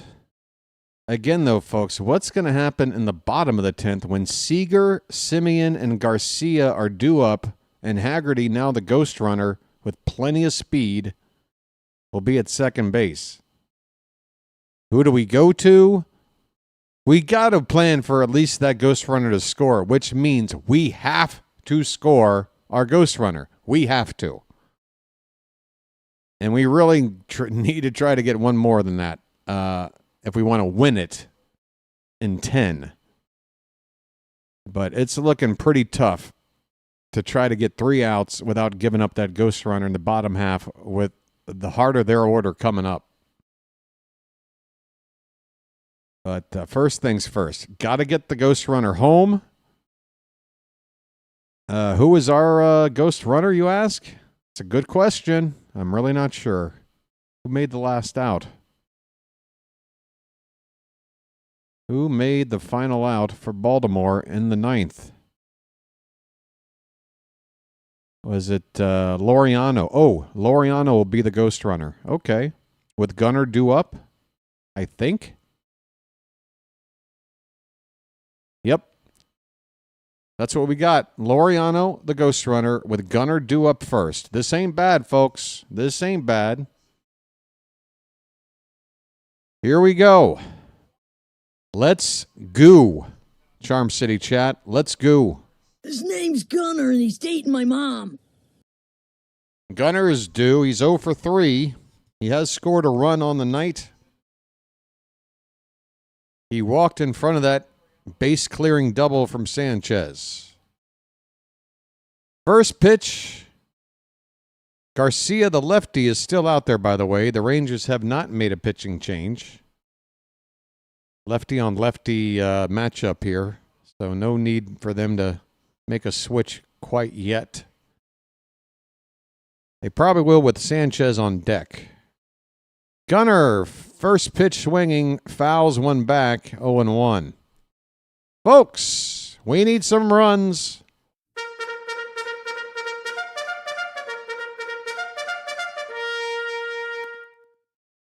Come on.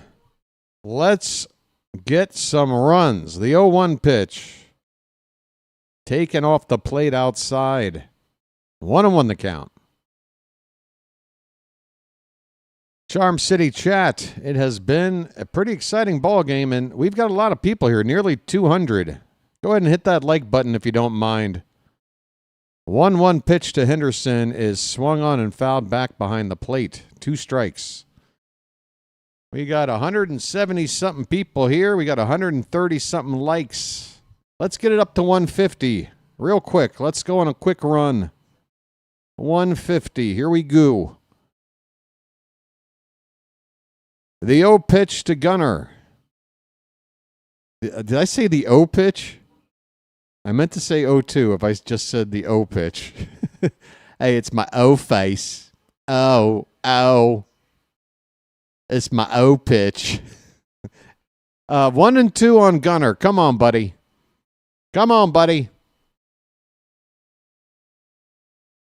Laureano on at second base. Pitch. Crushed! Absolutely destroyed! Bye, Birdie! Gunnar goes boom! It's 5-3 Baltimore! Oh, doctor!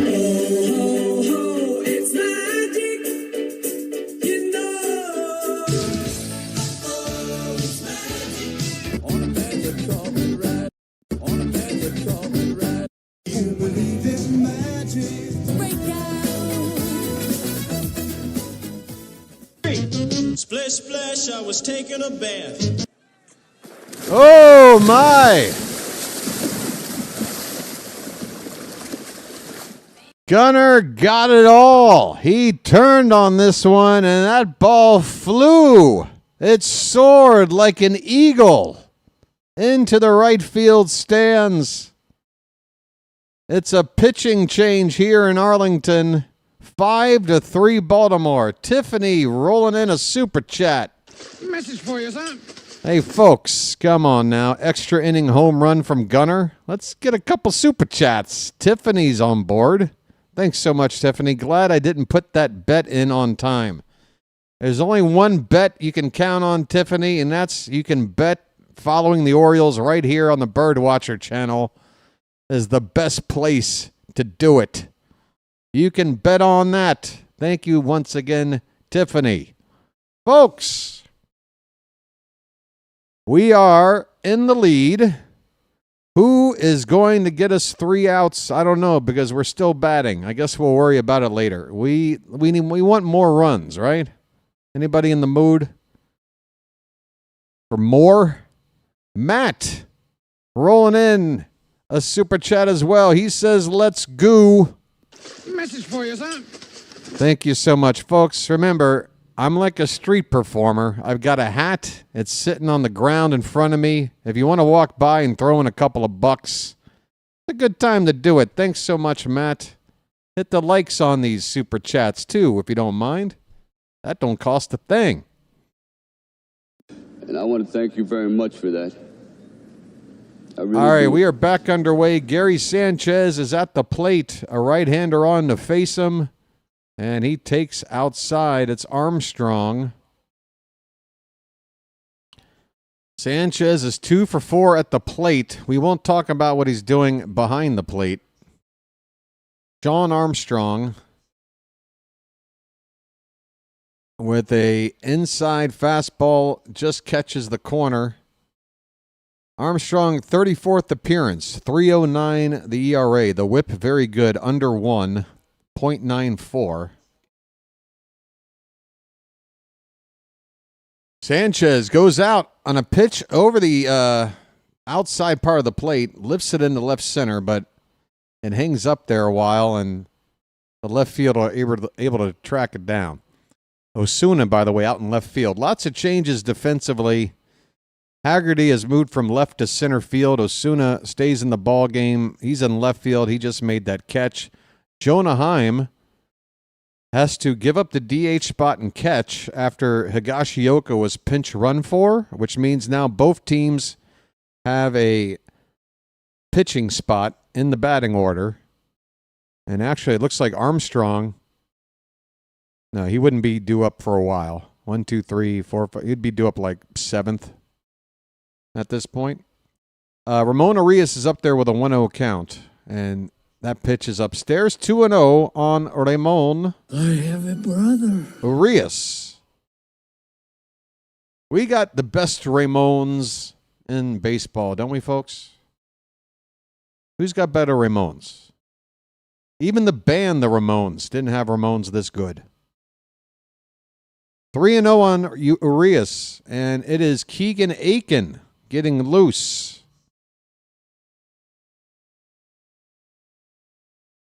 Interesting, with 2 of the 3 big bats coming up in the bottom of the inning right-handed, but the first batter, which again with the ghost runner deal really is the most important out, is a lefty. I don't mind Aiken being the guy. 3-1 on Arias. That one's fouled back. Full count. I love the Orioles too, Frank Baker.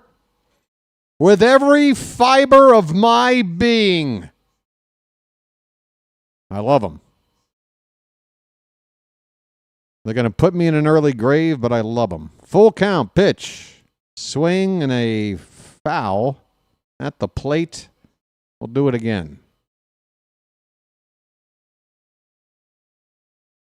Yeah!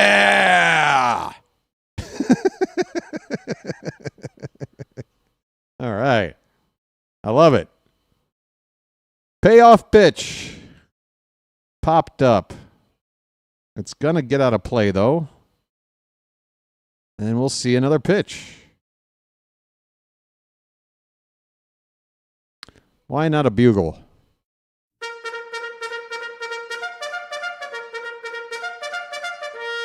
Now, why couldn't you type, I like this guy in caps with everything else? Everything else is in caps, like you're super excited, but when you say you like me, suddenly it gets all small. I mean, let's hear it from the pit of your stomach, Frank. Shout it out. You like this guy. Hey, by the way, Arias just struck out, unfortunately. 2 down in the inning. The milkman is 0 for 4 tonight. First pitch to Cowser. Outside. Folks, get them cows up. Might be our last chance.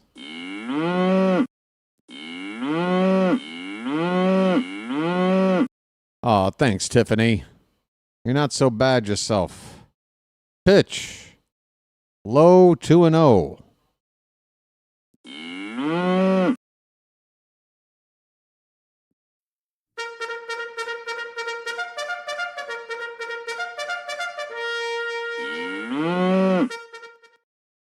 Three and 0 on Cowser. All right. Who's on deck? O'Hearn is on deck. Ooh. Yeah, go ahead and walk. Take a pitch, Colton. Take a pitch. He doesn't. He's got the green light. That ball is gone. Bye, birdie. A green light for the milkman. My goodness, home run number 7 for Cowser. He drives himself in again. We got another run. It's 6-3. Oh, doctor. It's magic, you know. It's magic. On a magic carpet ride. On a magic carpet ride. You believe in magic. Break out. Wow. He said, you know what? They have got to think I'm going to take a 3-0 pitch with O'Hearn on deck, so why don't I just ambush a cookie? And he did. O'Hearn, first pitch swinging. No, wait, there was already a strike. 0-1 swinging, ground ball to second, and he's retired. But the Orioles, we somehow get this to extras, and we do what we needed to do in the top of the 10th. We scored 3, a ghost runner plus 2 more. And it's a save situation. Looks like we're going to go to Keegan Aiken to try and, what's he going to do? Close the door. Close the door. Let's hope so. Folks, what's going on down at the nightclub tonight? Where's your from? Baltimore. What? Baltimore. Baltimore? What's that? Look, it doesn't really matter, all right? Oh, another epic game on tap here for Baltimore. You know, for a team in last place, 11 games under 500, we've had our share of exciting ball games, haven't we? Or maybe I'm just good at making them exciting. I don't know. I think so. I got a feeling if you were watching this same game without me calling it, it would be a hell of a lot more boring. What do I do with all this talent? I don't know. Why is it taking me 48 years to figure it out? Better late than never. I mean, Morgan Freeman was about this age when he finally started to figure it out, right? I'm pulling a Morgan Freeman here, folks. I'm a late bloomer, all right? Mega storms. 30 minutes from Pennsylvania. How's that? Which stadium are you talking about? What? Okay. Keegan Aiken is on, folks. He's trying to get a save in extras. He's got to face the three biggest bats in the Ranger lineup, Seager, Simeon, and Garcia. Haggerty, the ghost runner, at second. First pitch swinging, Seager. Cowser backs up and makes the catch in front of the track. Fires it back in toward third with that ghost runner still stuck at second base. One down on one pitch. Two more to go. Folks, let's get those hearts. Those heart emojis, you know how this works, right? We don't stop hitting those hearts until we walk away winners. Come on. Punch those hearts in there. 0-1 on Simeon. He has reached base every time tonight. 2 hits and 2 walks, including a 2-run homer. Big batter here. The count 1-1.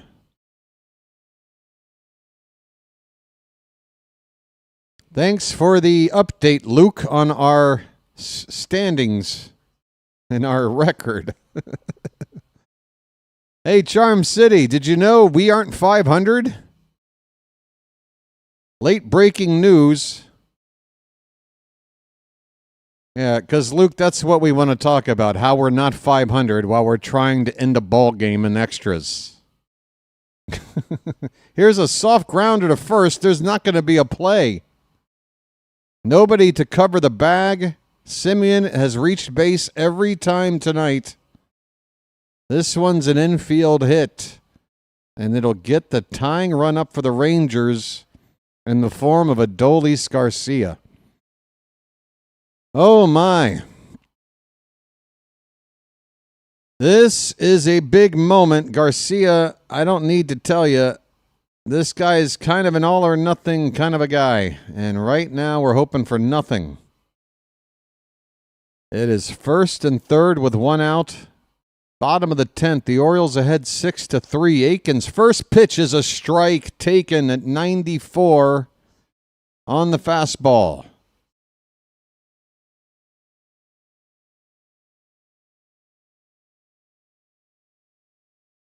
The 0-1, way high.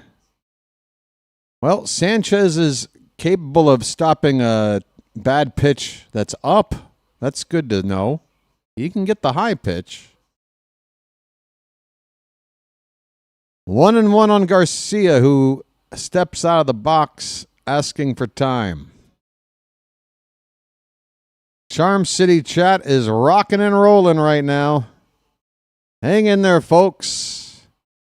1-1 on Garcia. The pitch. Pop foul and out of play on a pitch. Good one from Aiken, low and away. 2 strikes on Garcia.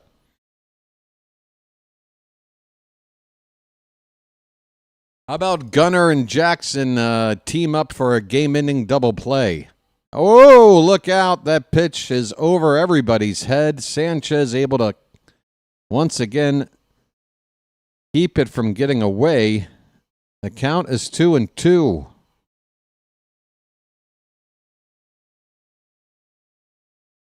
Two pitch. It's high, full count. Oh my goodness, this is nervous times. Full count on Garcia. Aiken, the pitch. They just tied the ball game.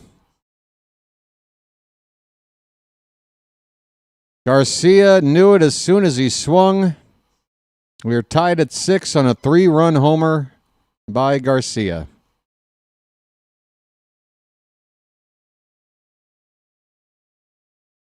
.108.5 off the bat.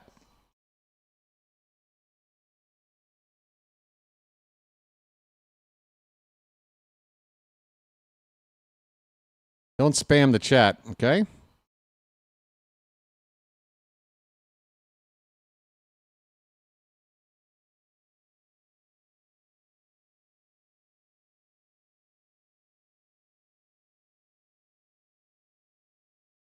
Garcia is slightly excited about his swing. Jonah Heim at the plate.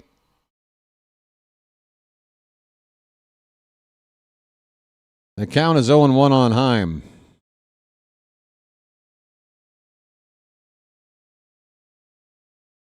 Next pitch is foul back. It's 0-2. Heim is 0 for 4.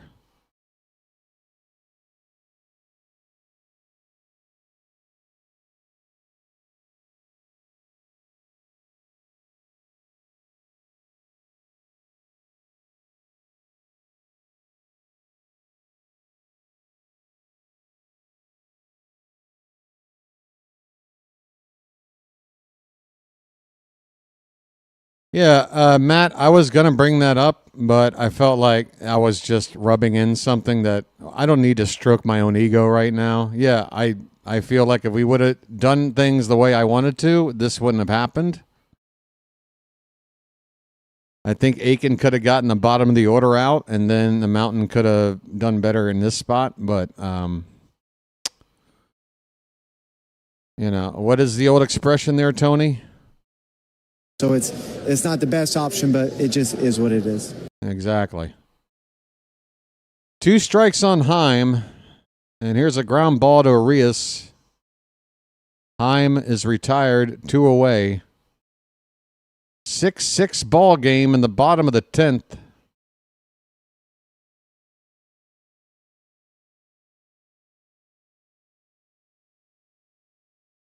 So you heard me explain for like 10 minutes why I would have reversed the bullpen, right? Do you see?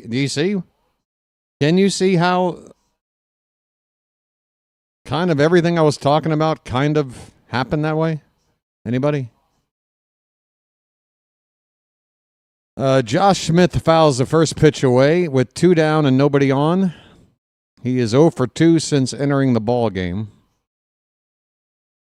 Pitch. Called strike 2 at the bottom of the zone. I thought that was strike 3 for a sec. NDJ 5775 says 4:20 time. I agree. Thanks for the super chat. Message for you, son. And call you Dan. Dan. Thank you, Dan. Dan. If I forget it next time, don't hate me. I'm going to try to remember. Thank you so much for the super chat. We got a 1-2 count on Josh Smith. Kittredge is up in the Oriole bullpen.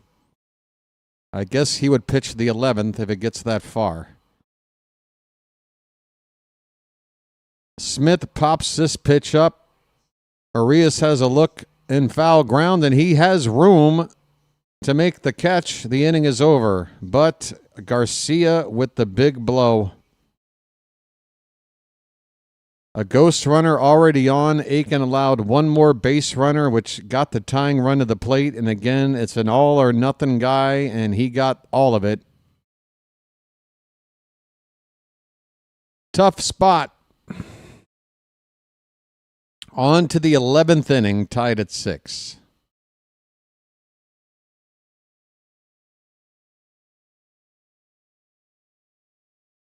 I mean, do you guys really want to focus on giving up that home run, or you want to focus on the fact that we got a tie ball game in extra innings and we want to win? I swear I would not want some of you in the trenches with me if we were at war. All right? Look, if the war is over and we lost, sure, sit there and moan next to me in the infirmary as we, lick our wounds. We're still in a battle.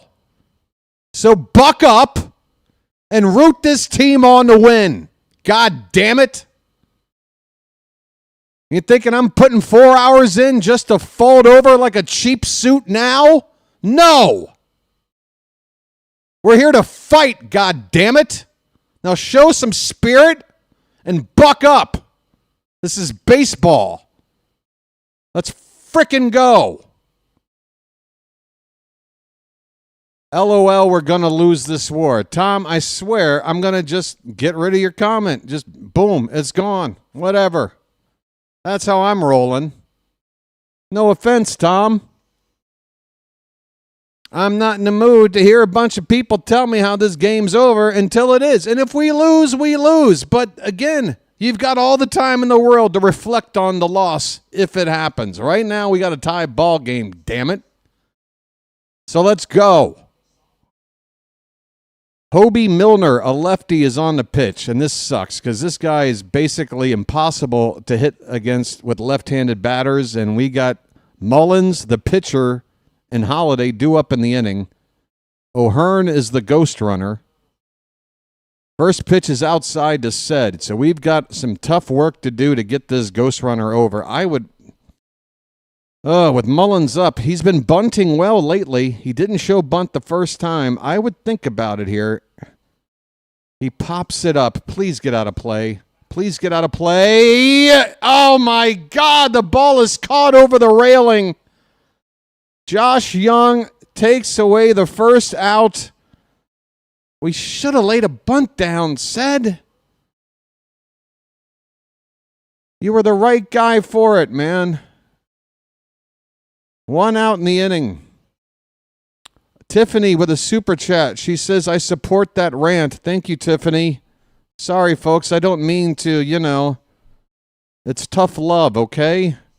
Message for you, son. Luis Vasquez is up to pinch hit in the pitcher spot. I think it's the only bat we've got left.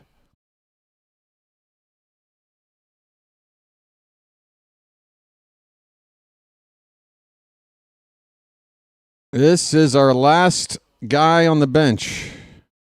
Hitting for Keegan Aiken. First pitch is low and in on Luis Vasquez. And does he even have a hit yet on the season, this guy? Does he even have one hit yet this season? What a time to get it now if he can. Up and in, it's 2-0. Come on, folks. Believe in the impossible.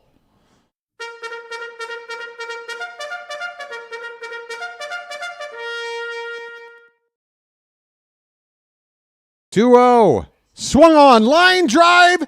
Base hit into center field. Ryan O'Hearn is turning and burning his way home. And look at Vasquez. Did he not make it to second? They nailed him? Damn it. Vasquez looks safe to me. Challenge this. Vasquez showing a lot of hustle, trying to take an extra base on the throw in. But what a time to get your first hit of the season in an Oriole uniform. Luis Vasquez gives the Orioles the lead back. It's 7-6. And he's safe. Does he take his arm? No, he's safe. He's safe. He is safe. He is safe. We're winning this challenge. He's safe. Don't you tell me. Don't you tell me. Vasquez proudly standing with 2 feet on that second base bag, staring at the video monitor, waiting to see that replay. He knows he's safe.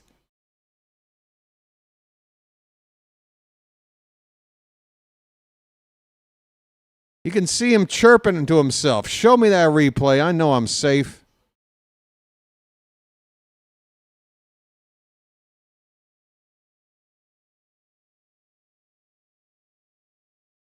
The thing is, they're talking about if he stayed on. The umpire was already making a motion that he was out before the slide was actually completely done.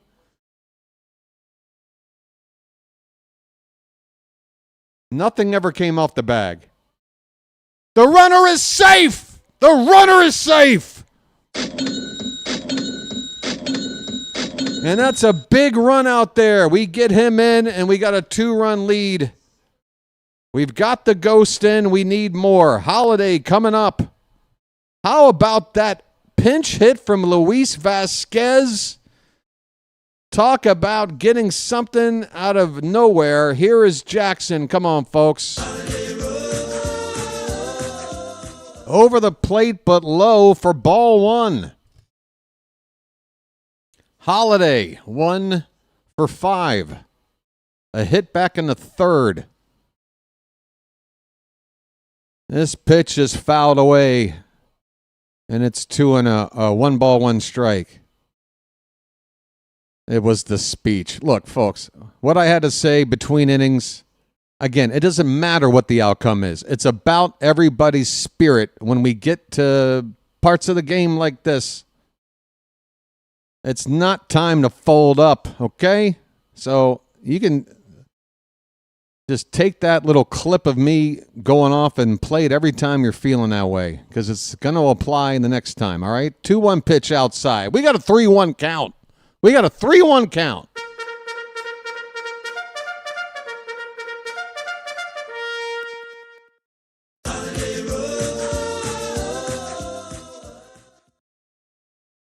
A pitch. Right in there, Holiday. Bat never left the shoulders. 3-2.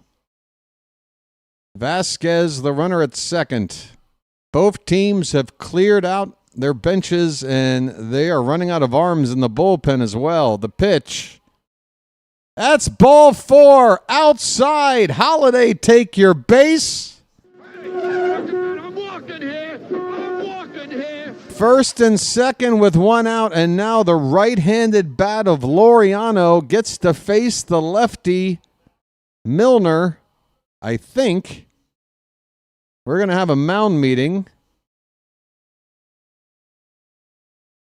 Holy cow, the pitching coach has Ali G glasses on. I don't get it, but whatever. Let me have a Diablo sandwich of Dr. Pepper. Make it fast. I'm in a goddamn hurry. Laureano is 3 for 5 on the night, folks. He continues to hit. Average right now at 282. First and second, 1 out. 1 run in here in the top of the 11th. The Orioles scored 3 in the 10th, and the Rangers scored 3 right back. Then BW said, you know what? So what? We move on. Laureano, folks. Do you believe in me? First pitch. Fought off. I say fought off. It's the first pitch of the at-bat. But that's how it looked. In on the hands of Laureano. Fouled away, 0-1 the count.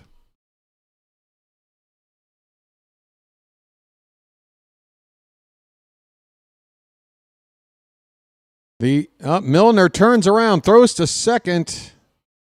Vasquez is back. Simeon trying to sneak in behind for a tag play. Nothing happening. 1 disengagement. Still 0-1 on Laureano. The pitch. That's lined. Left field. Get down. It does. Laureano does it again. Here comes another run home. It's 8-6 Baltimore. Don't you dare give up on my team.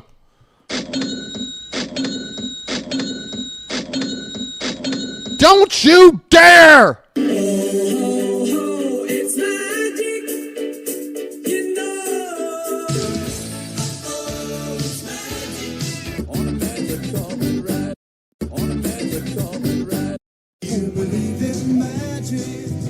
It's gotten personal now. This is personal. Second and third, the infield in with 1 out. Gunner at the plate. He takes a called strike.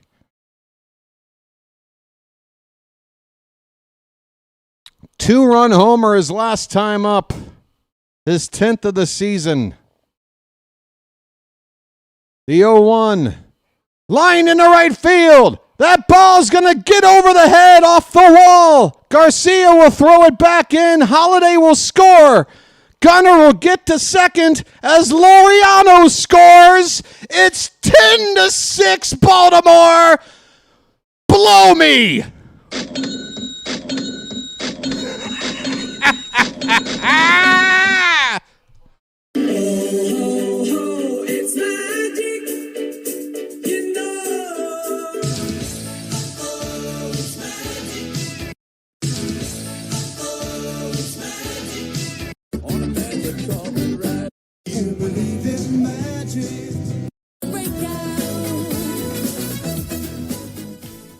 Gary Sanchez at the plate.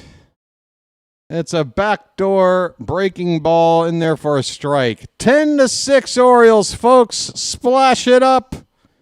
Come on.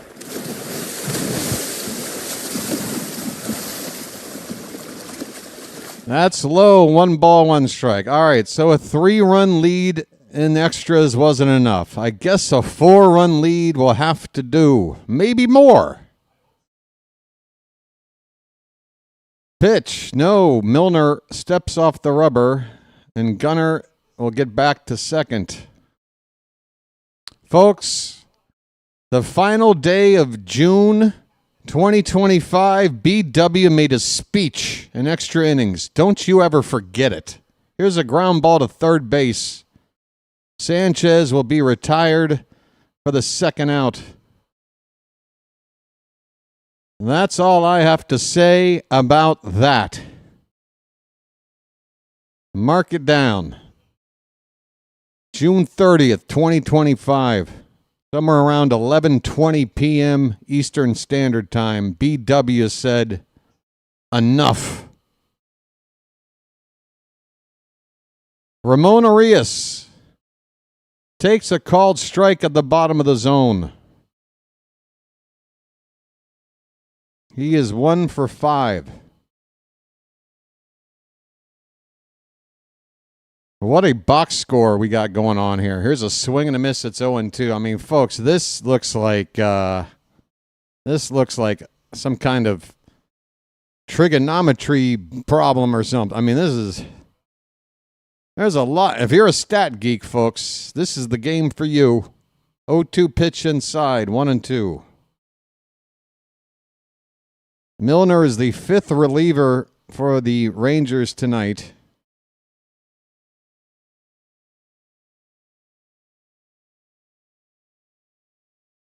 Bounces in there, 2-2 the count on Arias. Come on, we're not done.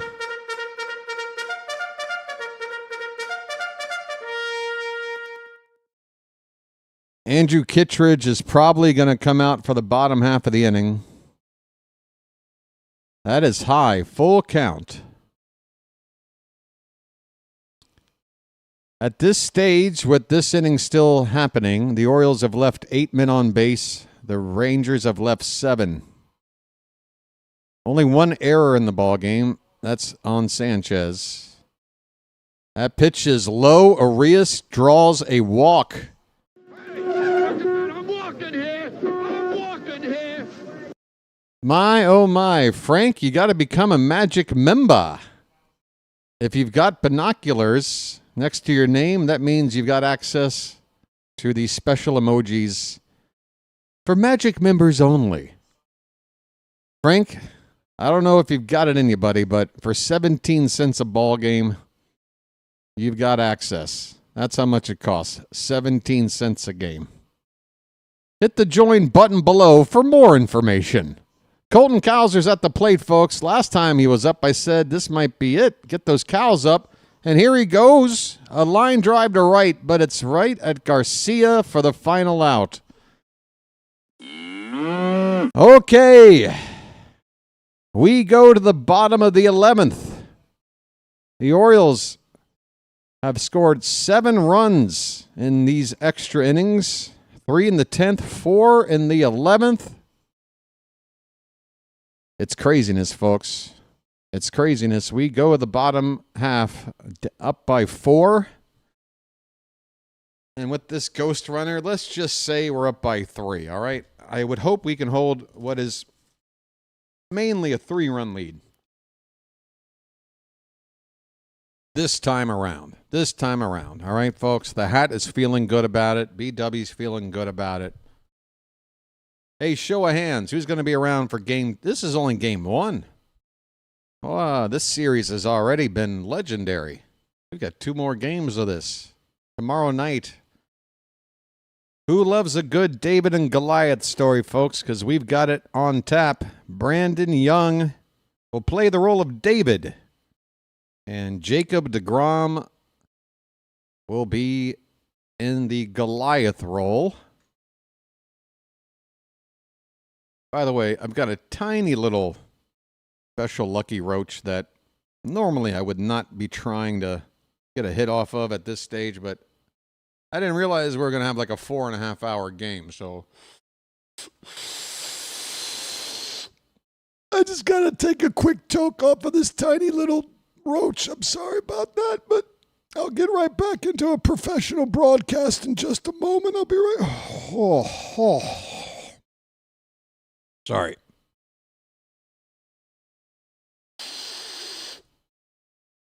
Oh, if I get a burnt lip, you'll be the first to know. Don't you worry. I'm a professional at this. Now, if my beard catches on fire, let me give you the local emergency fire number here. It's not 911. Hold on. Andrew Kittredge is on the pitch, folks. Kittredge needs to pitchridge. Close the door. Close the door.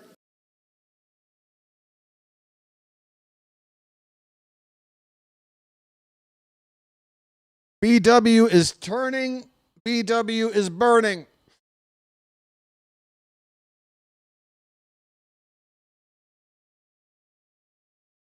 All right, here we go. Josh Young is 0 for 4. First pitch. Right in there from Kittredge. A strike. No messing around. The Rangers have a pinch hitter on deck who is a pitcher, Jack Leiter. I believe son of Al Leiter.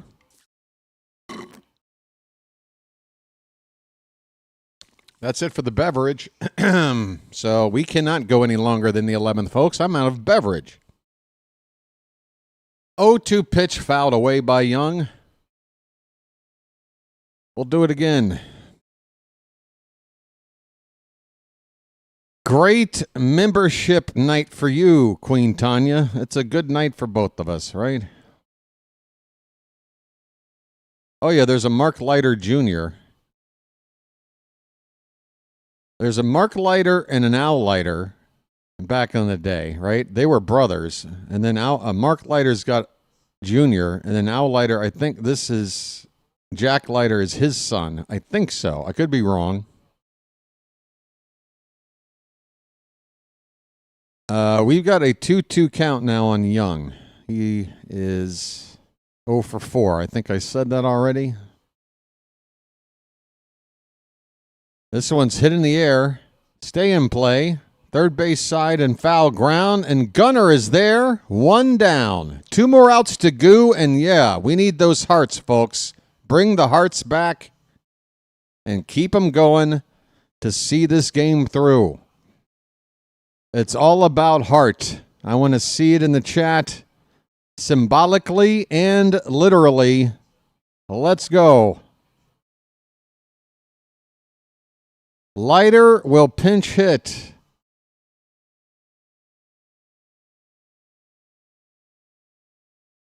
And this should be an interesting matchup. The umpire has to make several notes. I'm sure his card is looking a little bit scrambled up. All right, so the pitcher is pinch hitting for another pitcher. And the first pitch from Kittredge is a strike. That helmet looks a little large on Leiter's head. I don't think that's his helmet. Called strike 2, Leiter taking all the way. I mean, that helmet looks 3 sizes too big on his head.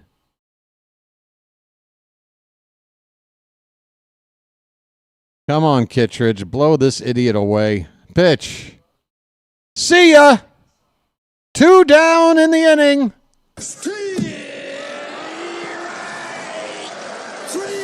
Well, y'all come back now, you hear? Anybody ready for an Orioles win?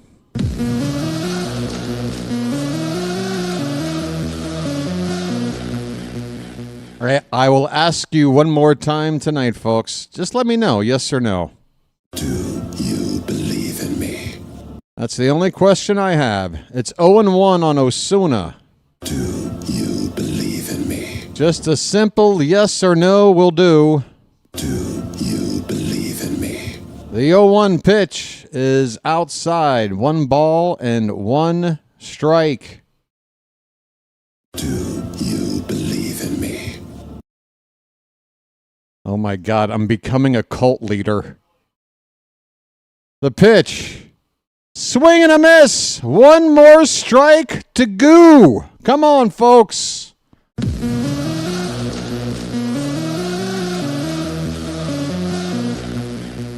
One ball, two strikes, two out. The pitch. Swung on and fouled away. A slider from Kittredge. One more strike. It's a playoff atmosphere on my channel. I don't know about anybody else's. Pitch. That one's hit in the air high down the right field line. That is deep. That is caught on the track by Laureano. And the Orioles are in the win column. Final score, Baltimore 10, Texas 6 in 11 innings. Hey, Adolis Garcia, that was a nice 3-run homer in the bottom of the 10th. I like that. I like the bat flip. I like the. Yeah, here's the Rangers when they tied in the 10th.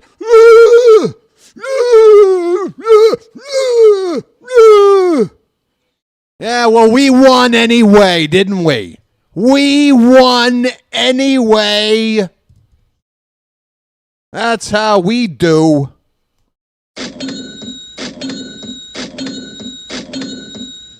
Hot damn. It's magic, you know. 10 runs, 15 hits, 1 error for Baltimore. 6 runs, 7 hits, no errors for the Rangers. Winners and losers. Keegan Aiken gets the win. Hobie Milner the loss. With a 4-run lead and 1 run on, it was technically not a save situation for Kittredge, so no save. But who cares about that? Folks, look at this box score. This is redonkulous. Basically, all 26, anybody who's not a part of the starting rotation basically got into this ball game. Whether a reliever or a position player. Absolutely ridiculous. But, man, I got to give the game ball to my man, Ramon Laureano. 4-hit night, 4 for 6. 3 runs scored. He only drove in the 1 run. I mean, Gunnar drove in 4. He had that big home run. But Kowser had a homer tonight. It's just, Ramon is just so consistently keeping this offense moving. He is really the cog in this machine right now. 4 hits. Average is now up to 287 on the season. He's less than 10 points behind Ryan O'Hearn for batting average right now. He is doing it. Bad news, Chadwick Tromp had to come out of the ball game. It looks like he has a concussion. We're down another catcher. It's not going to be Basayo, so just, that question that seems to come up about every 4.5 days, no, it's not going to be Basayo. Melanie Newman has got her cans out today. And, yeah. So Jacob Stallings, who the Orioles picked up off the heap, basically. I don't think he was with anybody. Just a veteran catcher. Basically like Jake from Major League. We've got Tom Berenger on the team. He's probably down in the Mexican League, sleeping off a hangover, getting a phone call, and realizing he's going to be a big leaguer again. Come on up to the big league club here, Jake. And you got to work on throwing guys out at second base. You still got it in you to throw guys out at second? All right. I like these Orioles. I just realized my manager from the movie Major League sounds like Sling Blade a little bit. Mm-hmm. You ought not to hit the ball in the air like that. You're just a boy. I want you to see you hit him on the ground. Mm-hmm. Every time you hit them in the air, you owe me 20 push-ups. Mm-hmm. I don't know, folks. What the hell am I doing? French fry potatoes. If we can win the pennant. For every game we win, I peel off a French fry potato. That's the plan. Mm-hmm. When are you going to fix this hot tub in here? This jacuzzi sucks. I can fix lawnmowers. I can't fix jacuzzis. Mm-hmm. I don't know, folks. I'm just... I'm just riffing, okay? I'm riffing. I got my leg up over here. My leg is up. I'm sitting here with a leg propped up. Just chilling. Just another... By the way, this game was so long that the 2-hour mark happened a second time just now. My game just went out. So how long have we been on the air here? It is coming up on midnight back on the East Coast. It's almost 4 hours. 3 hours, 55 minutes. Make it 3:56 here in just a sec. You know what? Let's just get it right up to 4 hours then. Gives me 4 minutes to talk about tomorrow's matchup and what have you. What a ball game, folks. I'm gonna tell you right now, and I don't think you guys really need me to convince you. I am absolutely gonna go back and listen to, because I'm telling you right now, when I was looking at the Charm City chat after we gave up that game-tying home run to Garcia and just watching everybody boo-hooing and pity partying in a game that was just a tie ball game at that point. Yeah, it sucks. But, you know, you guys were ready to pack it in. You guys were ready to, not all of you, but a lot of you were ready to pack it in. And BW ain't having it. Not in no tie ball game. Hells no.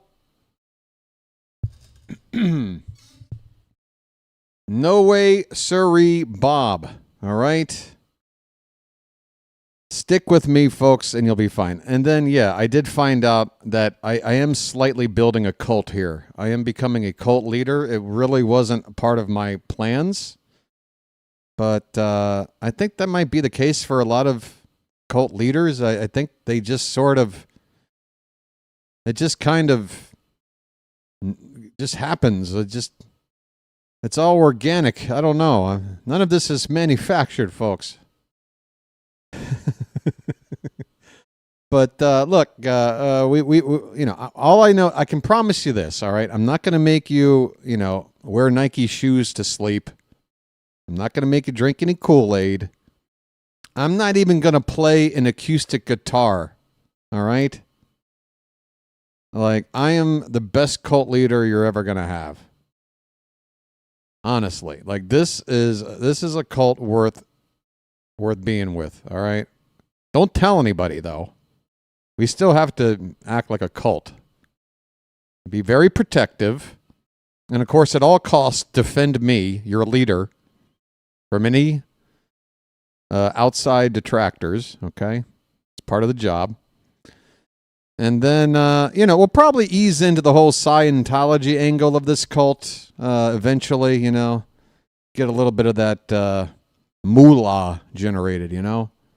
Maybe get Tom Cruise on board. I don't know, folks. The sky's the limit. I mean, we're talking cults. You really can't put a ceiling on this.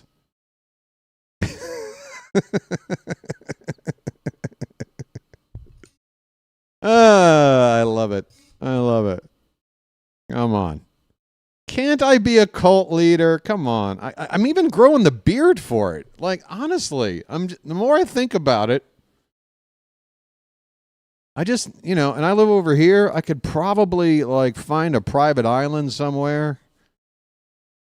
We can do it like the beach. Or Lord of the Flies. I don't know, one of the two. Apocalypse Now, maybe. I don't know. I live right up the Naktong River, everybody. Come visit me. Come visit Colonel Kurtz Watcher. Oh my! What a ball game, guys! All right, let me look at this. I'm really just I don't know what the hell I'm talking about. Tomorrow night's matchup. Again, I've told you many times. It's going to be, it says Morton there. Oh, I got to fix that. So nobody's reading this text thing. It is going to be Young versus DeGrom, folks. There's the change. Up now at the bottom of your screen. Whoops, I need a space. What happened? What happened here? Is that right? Okay. So, same start time as tonight. Nerd out on the stats. Okay. What do you want to know? I mean, this is redonkulous. I can't go through a scoring summary. We'd be here forever. I mean, just the extra innings was crazy. I'll tell you this. In the number 9 spot in the order, it's actually a bit amazing on the Orioles side. 7 of the 9 spots in the order were not replaced. Sanchez did have to move into the catcher spot, but 7 spots where nobody replaced anybody. Holiday, Laureano, Gunnar, Sanchez, Urias, Cowser, all stayed in the ballgame. Mullins as well. O'Hearn pinch hit for Mayo. And then you look at Chadwick Tromp.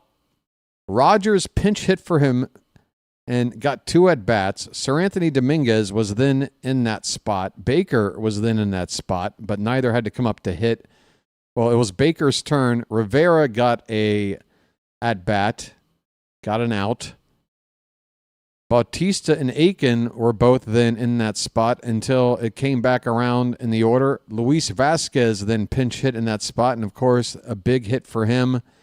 And then Kittredge was officially batting 9th in the order after Vasquez comes out and Kittredge comes in to pitch. So in the number 9 spot, a total of 1, 2, 3, 4, 5, 6, 7, 8, 9 players. 3 hitters and 6 pitchers took up real estate in that one spot in the order. It is old school National League or pre-DH American League kind of a box score, folks. We left Timon on base. The Rangers left 8. We had doubles, 3 doubles from Laureano. 3 doubles of the 4 hits, 3 doubles. He's got 13. Gunnar hit his 15th double. Sanchez had a double. Gunnar with his 10th home run. Cowser is 7th. Gunnar's up to 29 RBI, 4 on the night. That's a huge night for RBIs for Gunnar. Again, he's still waiting to get to 30 RBI. We're in the second half of the season. After a 4 RBI night, still in the 20s, 29. Sanchez is up to 22. Laureano has 27. And we know that both those guys don't have anywhere near as many plate appearances as Gunnar. What else? What are else some things that stand out here? I mean, yeah, Keegan Aiken had an off night. Again, it's never easy to come into a ball game that's tied in extra innings in a ghost runner situation. It's just, but it wasn't tied. That's right. He came in with a 3-run lead. What hurt Aiken was giving up that first hit. Because if Garcia would have been able to come up without being the tying run, then we probably escape with a 10th inning win. But yeah, once they loaded, I mean, I pretty much said it right there, that Garcia was now in a spot with an all-or-nothing kind of a batter in an all-or-nothing kind of a situation. And unfortunately, lefty on righty wasn't really what you wanted out there either. But look, not every decision made tonight by Mansolino was probably the correct call. But he didn't get all of them wrong either. And some guys just really came up big. Again, Luis Vasquez, what a way to get your first hit of the season. Just baseball's a funny sport sometimes, isn't it, folks? The Orioles are now back to 10 games under 500. Here we go again, folks. Again, if we look ahead at how many games are left before the All-Star break, right? Which you would hope selling players away or not, and who we're selling, that maybe we can wait until the All-Star break to determine what we're going to do. So 10 games under. You feel like if you can get to like 4 or 5 games under, what would it take to do that? Well, you'd have to play 5 over. So take 5 wins, and then, you'd have to go 8-3. We've got 11 games to go. We have 11 games to go before the All-Star break. If we can go 8-3, I know that's asking a lot. And, if it turned out to be 7-4, it's not the end of the world. But 8-3, we would be right in this thing. That's what it would take. And look, the Marlins are part of this. So I want 3 of those 8 wins right there. If we take 2 out of 3 from Atlanta, there's wins number 4 and 5. We need 1 more out of Texas. That'll get us to 6. And then the Mets. You got to win 1 to get to 7 and then 2 to get to 8. There's your recipe. The Mets obviously aren't going to be easy. But that's what I'm willing to say is that if you take 2 out of 3 in Atlanta, you sweep Miami, you take just 1 of the next 2 against Texas, and you can get to that 8-3 and get yourself 5 games under 500 at the All-Star break, with a lot of arms coming back not long after the break. Maybe not a lot of bats, but a lot of arms. So, I hope they can sit down and come up with 2 different plans. I mean, look, if the Orioles run off a record that's opposite, if we go 3-8 in the next 11, then it's over. We know it's over, right? Even if they just go like 5-6 or 6-5 even. I mean, you really got to do better than that. You got to make some inroads here. You gotta win more. But hopefully we got a plan if we want to try and keep going, or if we're gonna bail, we got another plan. You got to make some really tough decisions, but I want at least the front office to consider that this team isn't out of it yet. If they can again look at the schedule like I am and say, all right, it's not going to be easy. It's not probable, but if we win 8 of the next 11, I say we push our chips in and still try to do something with this season. Yeah, 7-4, we'll take it, Patrick, but 8-3 would really be nice. But 7-4, a must, right? 6-5 just is basically treading water. That's why just 1 extra win here or there is so important. And that's why when we lose some of these close ones where we can see the mistakes, the preventable mistakes that have led to some of the losses this year, that's why those hurt when you're trying to play comeback and trying to project wins here. All right, folks. It seems like you guys still have some stake in this season. It's good to see. I really enjoyed calling tonight's game. It was another epic one. And considering how miserably tired I was, even though we won that game on Sunday afternoon yesterday for you guys, it feels like 2 days ago for me. But I've managed to get some good sleep. And by the way, I didn't even mention it during the game. I've got a great...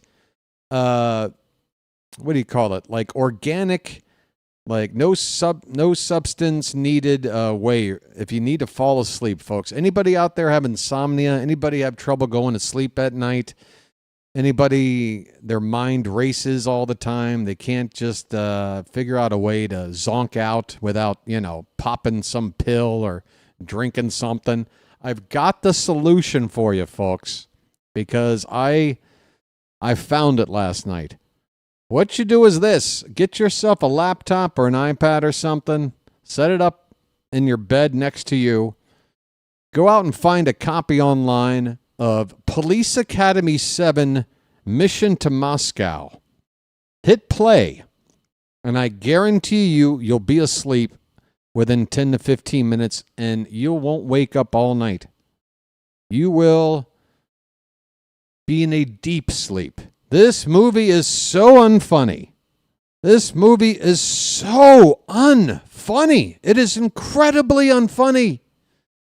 Even by Police Academy later on episode standards. It's so bad. I think I might have seen a scene or two from this one at some point when it came out 25, 30 years ago. Oh, it's got to be more than that now. 35? It's been a while. But folks, Police Academy, Mission to Moscow. You've never seen so many attempts at a joke not land. Like, the setup isn't there, the execution isn't there, the editing isn't there. None of it works. And you just sit there and you're just so put off by how unfunny it is, you just fall asleep. Because it's impossible to not do anything else. I'm going to have this on every night. It used to be Cannonball Run 2 for me, but for whatever reason now when I watch Cannonball Run 2, I'm a little bit more invested. I don't know why, but now I've got Police Academy 7, Mission to Moscow, so I'm good, at least for a couple of years, I think. All right, let's see if anybody's doing... let me say thanks to JJ for the raid earlier. Hopefully that got some people to maybe subscribe, help out with the like count. Anybody interested in seeing what the latest numbers are there? I am.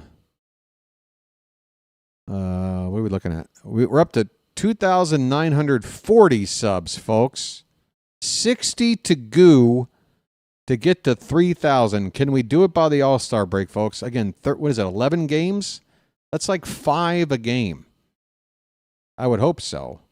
Or is that 10 a game?